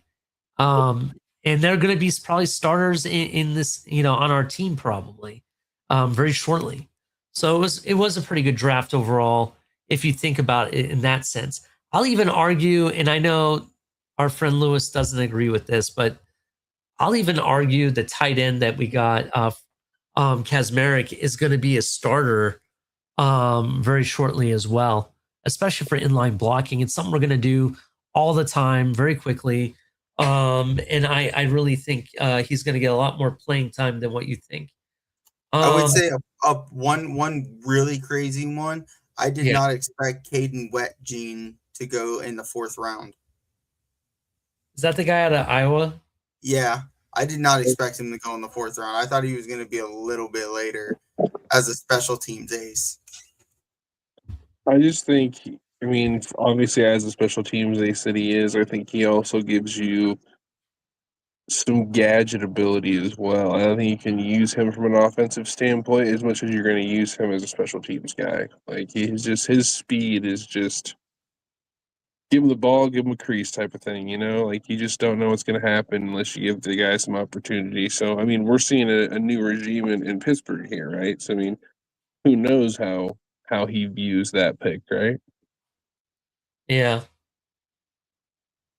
That is actually kind of surprising. Nene has was it Nene? Let me find where she said it. No, it was CCRR. That is a good point. Not so much that he thinks that Pregon was falling than Dunker. He was more surprised by that. Pregon falling altogether on top of Dunker, I think Dunker is surprising. I think that was the biggest thing. But I do like how some of the teams really address their needs rather than just playing BPA the whole draft, right? They're actually getting things like, because if you think about it, even in being in a West Coast system previously, and I granted this West Coast system is going to be different than the one we've previously had. Take that away. At some point throughout the season, these types of players were what we were looking for. A tall receiver who can go down deep, catch the ball at the high point, right? Or, play a part in blocking. We begged for that. And it was hard to find. A tight end that was competent at blocking to open things up and help things with our running back. That was hard to find. We couldn't find that during the season when we needed it. But here we are. We're addressing those needs, right? We still have holes where we need starters on, and I feel they address some of that. We actually have a true Mike in the building. We have 2 safeties. I'll argue one of them I think they're going to use more often sooner, and that's Kyle Lewis, right? And then we had a big hole at corner, and we ended up getting Chris Johnson, who the more I watch him, the more I'm starting to like him. The only thing I questioned about with the Chris Johnson thing was, did he ever play against NFL anything close to an NFL talent receiver at the Big West, right? Did he play against these speedy NFL prospects receivers before? I don't think he has. That's the only issue I have with the Chris Johnson pick. But Can overall, I say that I think there were 2 steals in the 7th round? Go for it. What were the steals? Jack Andrews, the Texas tight end. I had him as a 3rd, 4th round talent because of his athleticism and ability to make plays downfield. And people are gonna say it's a thing because it's just the Dolphins, but I think I've been pretty straightforward how I feel. I think Max Llewellyn, with our last pick in the 7th round, was an absolute fucking steal. I like that pick too, to be honest. That 7 getting how do you say his last name, Mystic? How do you say it again? Llewellyn. Getting him in the 7th round is really good, to be honest. He's twitchy, he's fast, his bend. I love that, like I mentioned earlier, he doesn't take his eyes off of who has the ball. He always is able to instantly lock in on that person. And I love how he gets his hands up. Even when he's chasing people down, he's trying to protect against the pass. And a lot of times in the highlights I've seen, he's either knocking down the ball or the pass, even when they get it off, it's not a good pass at all, and it doesn't really go anywhere. So I'll take that all day long. If you can stop Josh Allen from throwing or disrupt the quarterback, no matter who we're playing, I'll take it. What do you think? What were your thoughts, Mystic? Anything that you thought was very positive that you really liked, like about the draft? It doesn't have to be Dolphins related. It can be anything. I think you kind of took maybe my hot take on that in the sense of like I feel like a lot of teams across the league they did what's good for them and got better in a different amount of ways, right? I think another crazy thing that I look at, again, maybe people say what they want to say, whatever. But I think it's crazy that TJ Hall fell to the 7th. I thought he was going to be like a 5th, 6th round talent. Cornerback out of Iowa, not too bad. There's just some people that again we thought were going to be taken higher. We thought there was guys going to be not there when they were there. Some guys are just it's crazy to me. Some of the guys that popped up that were like, who? Because like, hey, this guy's available. They should take this guy, and then they take a guy that no one's ever heard of, type of thing. It happened a couple times this draft. Again, a lot of trading, a lot of moving around. Again, doing what's best for your organization, right? I think it's just crazy to see that. It's been a long time since we've seen a bunch of teams kind of move that route instead of the BPA route. Yeah, absolutely. Look, the positive for me was seeing the kids' faces when they got drafted, right? They either were super happy, jumping in pools, or crying and hugging their family and everything. And I love watching like the video when they go to like the family and stuff like that. Did you see God, I forget where the kid got drafted, but the girlfriend like lightly kissed her boyfriend and then got out of the picture and just left. Did you guys see that happen? I forget where it was. I wish I remembered. The only one I saw was our safety's girlfriend. That I think it was our. No, it wasn't our safety. There was some kid's girlfriend looked like totally shocked, and her face like lit the hell up. I think it was like the Rams took the kid or something. Yeah, it was funny. Yeah, was it Ty Simpson's girlfriend? Maybe. I don't remember. Yeah, I thought that one was funny. What was the other? Oh, we forgot about talking about the craziness of phone calls when you're getting a call. The Makai Lemon story, right? He was on the phone with the Steelers. And Eagles are calling him, and he wouldn't answer. And they're like calling, he wouldn't answer. And the Steelers like, yeah, we're about to take you. And he looks up, and the Eagles are on the board. What? So that was crazy. That was absolutely nuts. The story. We could tell the story about the one story about our safety, Michael Taft, of how he got the call from the Dolphins, put his phone down. His agent was blowing his phone up trying to get a hold of him, and his buddy walked over with his phone and had not our starting quarterback, but our backup quarterback on the line to talk to him. FaceTiming, yes. He's like, Quinn wants to FaceTime. He didn't even talk to his agent yet, so that was kind of funny. Who else? There was somebody that got drafted. I cannot think about who it was, but the GM was talking to him, say, hey, buddy, you ready to come here and play ball? Something to that effect. And he said, yeah, but I'm going to have to walk there. He was like, no, don't worry. We'll send a plane. We'll pick you up. So it's just some of this stuff was like heartwarming, but some of it was funny. My biggest takeaway from the draft, it wasn't even football related. Well, it is in a sense because it talks about the fandom of the NFL, right? College football and NFL football is starting to become more, how do I say, intermingled with other sports or entertainment, right?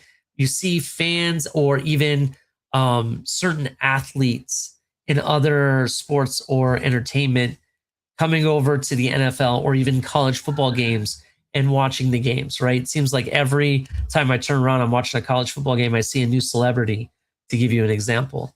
This year, it started with Good Morning Football. Who here saw what happened on Good Morning Football between Kyle Brandt and the wrestler Seth freaking Rollins? I'm not gonna lie. When in the first show the night before, with Kyle Brandt like kind of like disrespecting Seth Rollins' wife, I kind of thought there was really a rift, especially when Seth Rollins threw the towel at him and walked away, right? And then it was rumored that no matter where Kyle Brandt was, Seth Rollins was either staring him down or like leaving the building. If they were in a hallway together, the other one would turn around because he didn't want to be in the same room with the other person, right? everyone really believed there was such a rift that a WWE executive called Seth Rollins to ask him, does he have to come there? Is there an issue that they have to be worried about?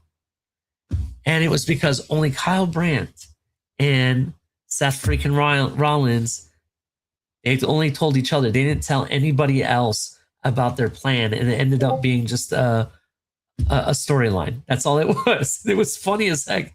I'm not going to lie. It was really funny, to be honest. So, Jeff's becoming a mastermind at that. absolutely. Another Iowa athlete. Just going to point that out for you, Mystic. I don't know if you knew he was from Iowa. I didn't know if you know that or not. Davenport. Yep. Oh, so you even know. Of course he knows that. He knows every athlete that has ever come out of Iowa in the history of Iowa. Not everybody watches wrestling, though. So does he know? I don't know. So that's why I brought it up. He probably knows some random cricket player that came out of Iowa. And I don't think any of us watch cricket. All right. Tell me, what's the next? We already know everything that comes out of Iowa Mystic knows about. So tell me, Mystic, what's going on with Caitlin Clark? What do you expect this season for WNBA? I expect a lot of great things from Caitlin Clark. She's going to kill it this year. No. No, honestly, I don't know. It's going to be curious to see her actually return. I think they just started. I think they ran in the preseason, and she played like 15 minutes or 18 minutes, and had maybe 10 points or something. So I don't know. She's got to get back into the groove for sure. I just mentioned WNBA because I know you keep up on it, and it's either starting or about to. So that's why I mentioned Caitlin Clark. Oh, did I miss something? Oh, that's when Steve left and he came back. So, final grade of this NFL draft. What is your final overall grade for the draft itself? Steve, you go and I'll go last. For the NFL or for the whole NFL draft? What is your final grade for it? That's so hard. I'd say B. A B. Yeah. I think there were some good rounds. I think there were some crazy rounds. I think there were some bad rounds. Overall, I think some teams absolutely demolished the best players on this that were available. And unfortunately, those two teams are perennial terrible teams in the Browns and Jets. So we'll see. I think it was a good draft. It was fun. It definitely took a while. Like, we were sitting here, first pick, second pick, third pick, all things that we had predicted, and then boom, Arvell Reese to the Giants. We did predict Caleb Downs at 11. We just didn't know it wouldn't be to the Dolphins. Yeah. Who would have thought that, to be honest? Go ahead, Mystic. What's your overall grade for the NFL draft? I want to go last. Man. I'm going to say C+. B-. Huge fan show out. Fans were super happy. Making dreams come true. Players were all happy with it. You definitely had some players show that they were, absolutely serious about taking it to the next level. But again, there was definitely a different draft than I think a lot of people anticipated, and I think that's why we're going to have people having some lower grades on it. I don't know if this is going to be maybe something we start to see moving forward. Hopefully not. Hopefully we start to see, high draft picks or high prospects, go where we anticipate them to go. But again, for whatever reason, these teams saw it different than us. So just something to keep an eye on moving into the regular season. And we're moving into what? We got the OTAs and all that stuff coming up before you know it. So it's going to be a good time. There is a request from you in the audience, but we'll come back to that after I'm done grading the NFL draft. For me, I'm going to give it a grade, but in a different way than you guys were looking at it, right? And maybe you were looking at it this way. I just disagree with you, maybe. I'm going to give this draft an A, but not because of the fact that I think they made the right picks for every team. I don't think this draft made all the right picks. I think some people were reached, but that's what I like about it. I like the fact that you couldn't predict this draft. After the first 10 picks, it was like, who's getting picked next? None of the picks were making sense. I never thought the Rams would take Ty Simpson. We had that written all over the Jets, to give you an example, right? Never thought we would go tight end in the 3rd round, right? Or let alone get some of the players that we did. It was very, very odd what was going on. And that's something I really like about this draft. And it wasn't just our team, a lot of the other teams and a lot of the trades. I want to say, I think someone had the stat, and maybe Steve still has it. Do you have the stat on how many trades were made in this draft? I don't know how many were made in this draft. I think day 2 worked out to 13 alone, though. Yeah, and I also called it for the first round. I said my hot take, there would be 3+ trades in the first round, and there was 3+ trades. So it was very, very interesting draft. And that's why I give it an A, not so much for the players that were chosen and where, but more for the unpredictability of some of the rounds. It was 35 total trades. Jesus Christ, 35 total trades? That's a lot of trading. I'd really 24 teams picked in the first round. Yeah, a whole quarter of the NFL did not draft in the first round. That will tell you that right there. So Liz is asking a favor of Mystic. She wants you to name off the Iowa lacrosse team players. Yeah, that's actually set up on Steve's part. That's totally his fault on this one. That is not going to happen. Why, you don't watch Iowa lacrosse at all? That actually I do not. Do you know who's on the swimming team? Nope. I'm just curious. Actually, lacrosse actually sounds like fun to watch, to be honest. It's kind of like hockey on a field, kind of. Yeah, so that would be something maybe I'd watch. And I'm not going to figure out names, though. Don't ask me to name anybody. I don't even watch Ohio State lacrosse. Just to be honest. Everybody hit the like button. Subscribe if you're brand new. This is the Game Time Grind. And yes, we have Mystic. We have Steve. We just got done talking about the draft aftermath. What's next, gentlemen? What are we going to look to next? You know, football, college football ends for now until we pick up in the summer. What's next on the agenda? Any thoughts?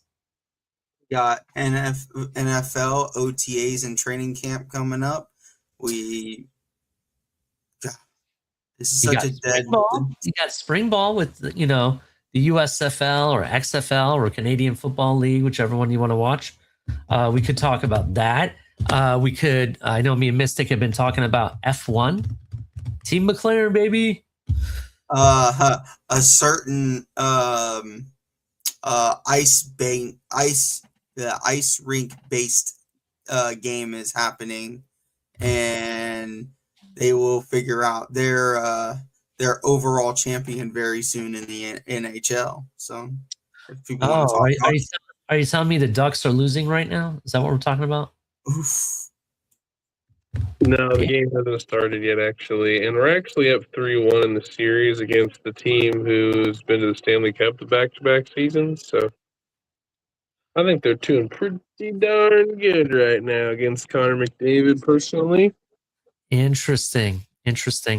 Real quick for bottom line.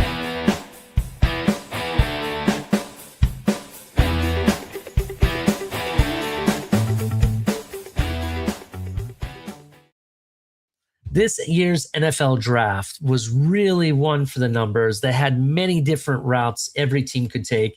After the first 10 or 11 picks, it was kind of a crapshoot on who was going to take what and where and when. Going into later rounds, you saw a lot more trades. Some predicted players, some not predicted, went later on. It was very, very interesting draft. But there's one player I kind of want to get your take, since everybody was reaching I don't feel this guy was a reach, but more of like, did you have to go into an already crowded quarterback room?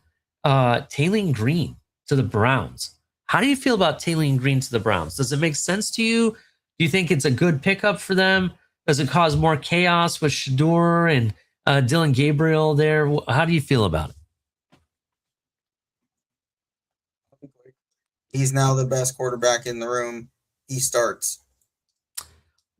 So Shador Sanders' era is already over before it even got started, is what you're telling me, Steve. I mean, Deshaun Watson was starting anyway, so yeah, it was never going to get going. Deshaun Watson, from what I understand, in minicamp looks good, by the way. That's what I heard.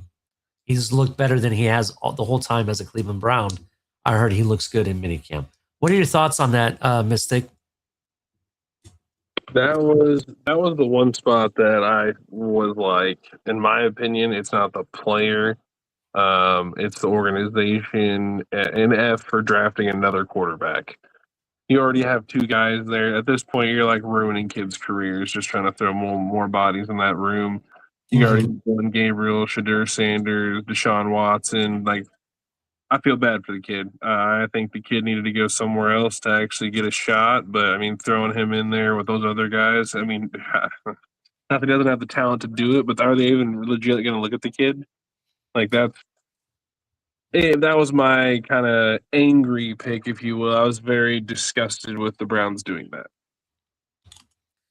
Yeah, it was a very odd pick for them, to be honest, with the already crowded room. They got to figure out what they have in the guys they already have, in my opinion. Another weird quarterback taken was Klubnik out of Clemson to the Jets. Does that fit at all? I know they're probably not drafting him to be a starter. Obviously, they have Geno Smith, but is this proof that they're really just banking on Geno to carry them so they can use one of the first round picks to get their guy in 2027? Or how do you feel about Jets taking Klubnik?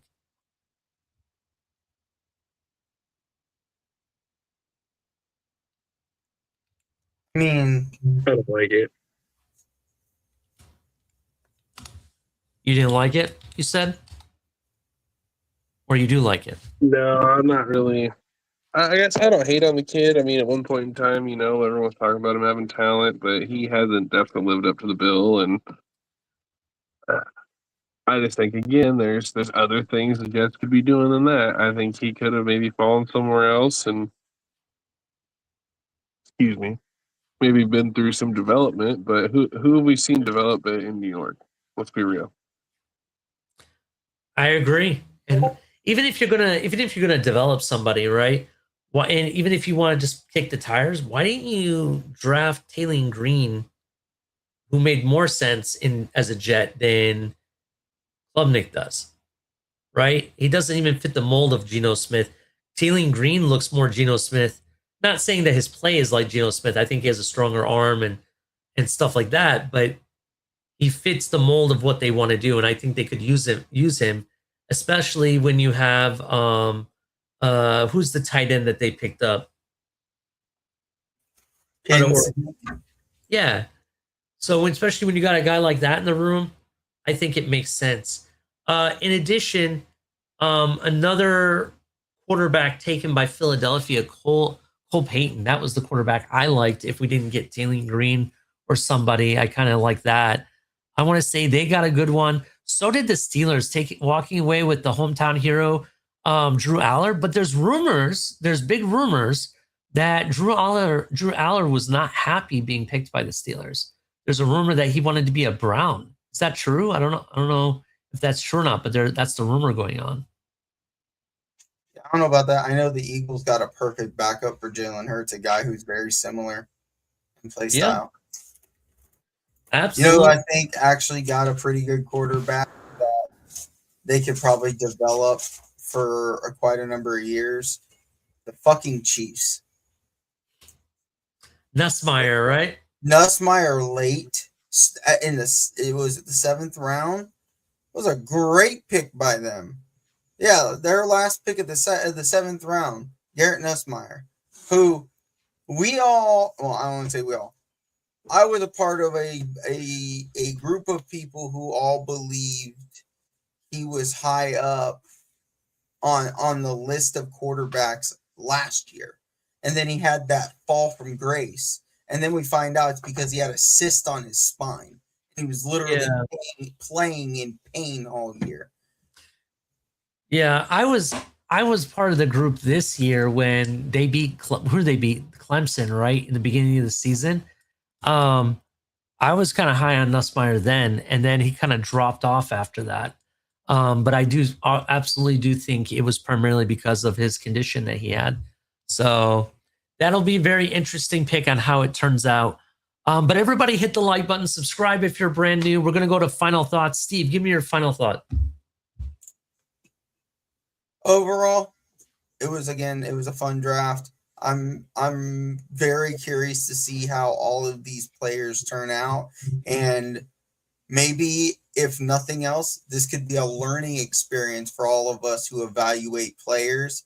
And maybe we need to go back to the drawing board and see, maybe try and see why our evaluations do not match what the league is looking at. Okay. What about you, Mystic? Tell me what your final thoughts are.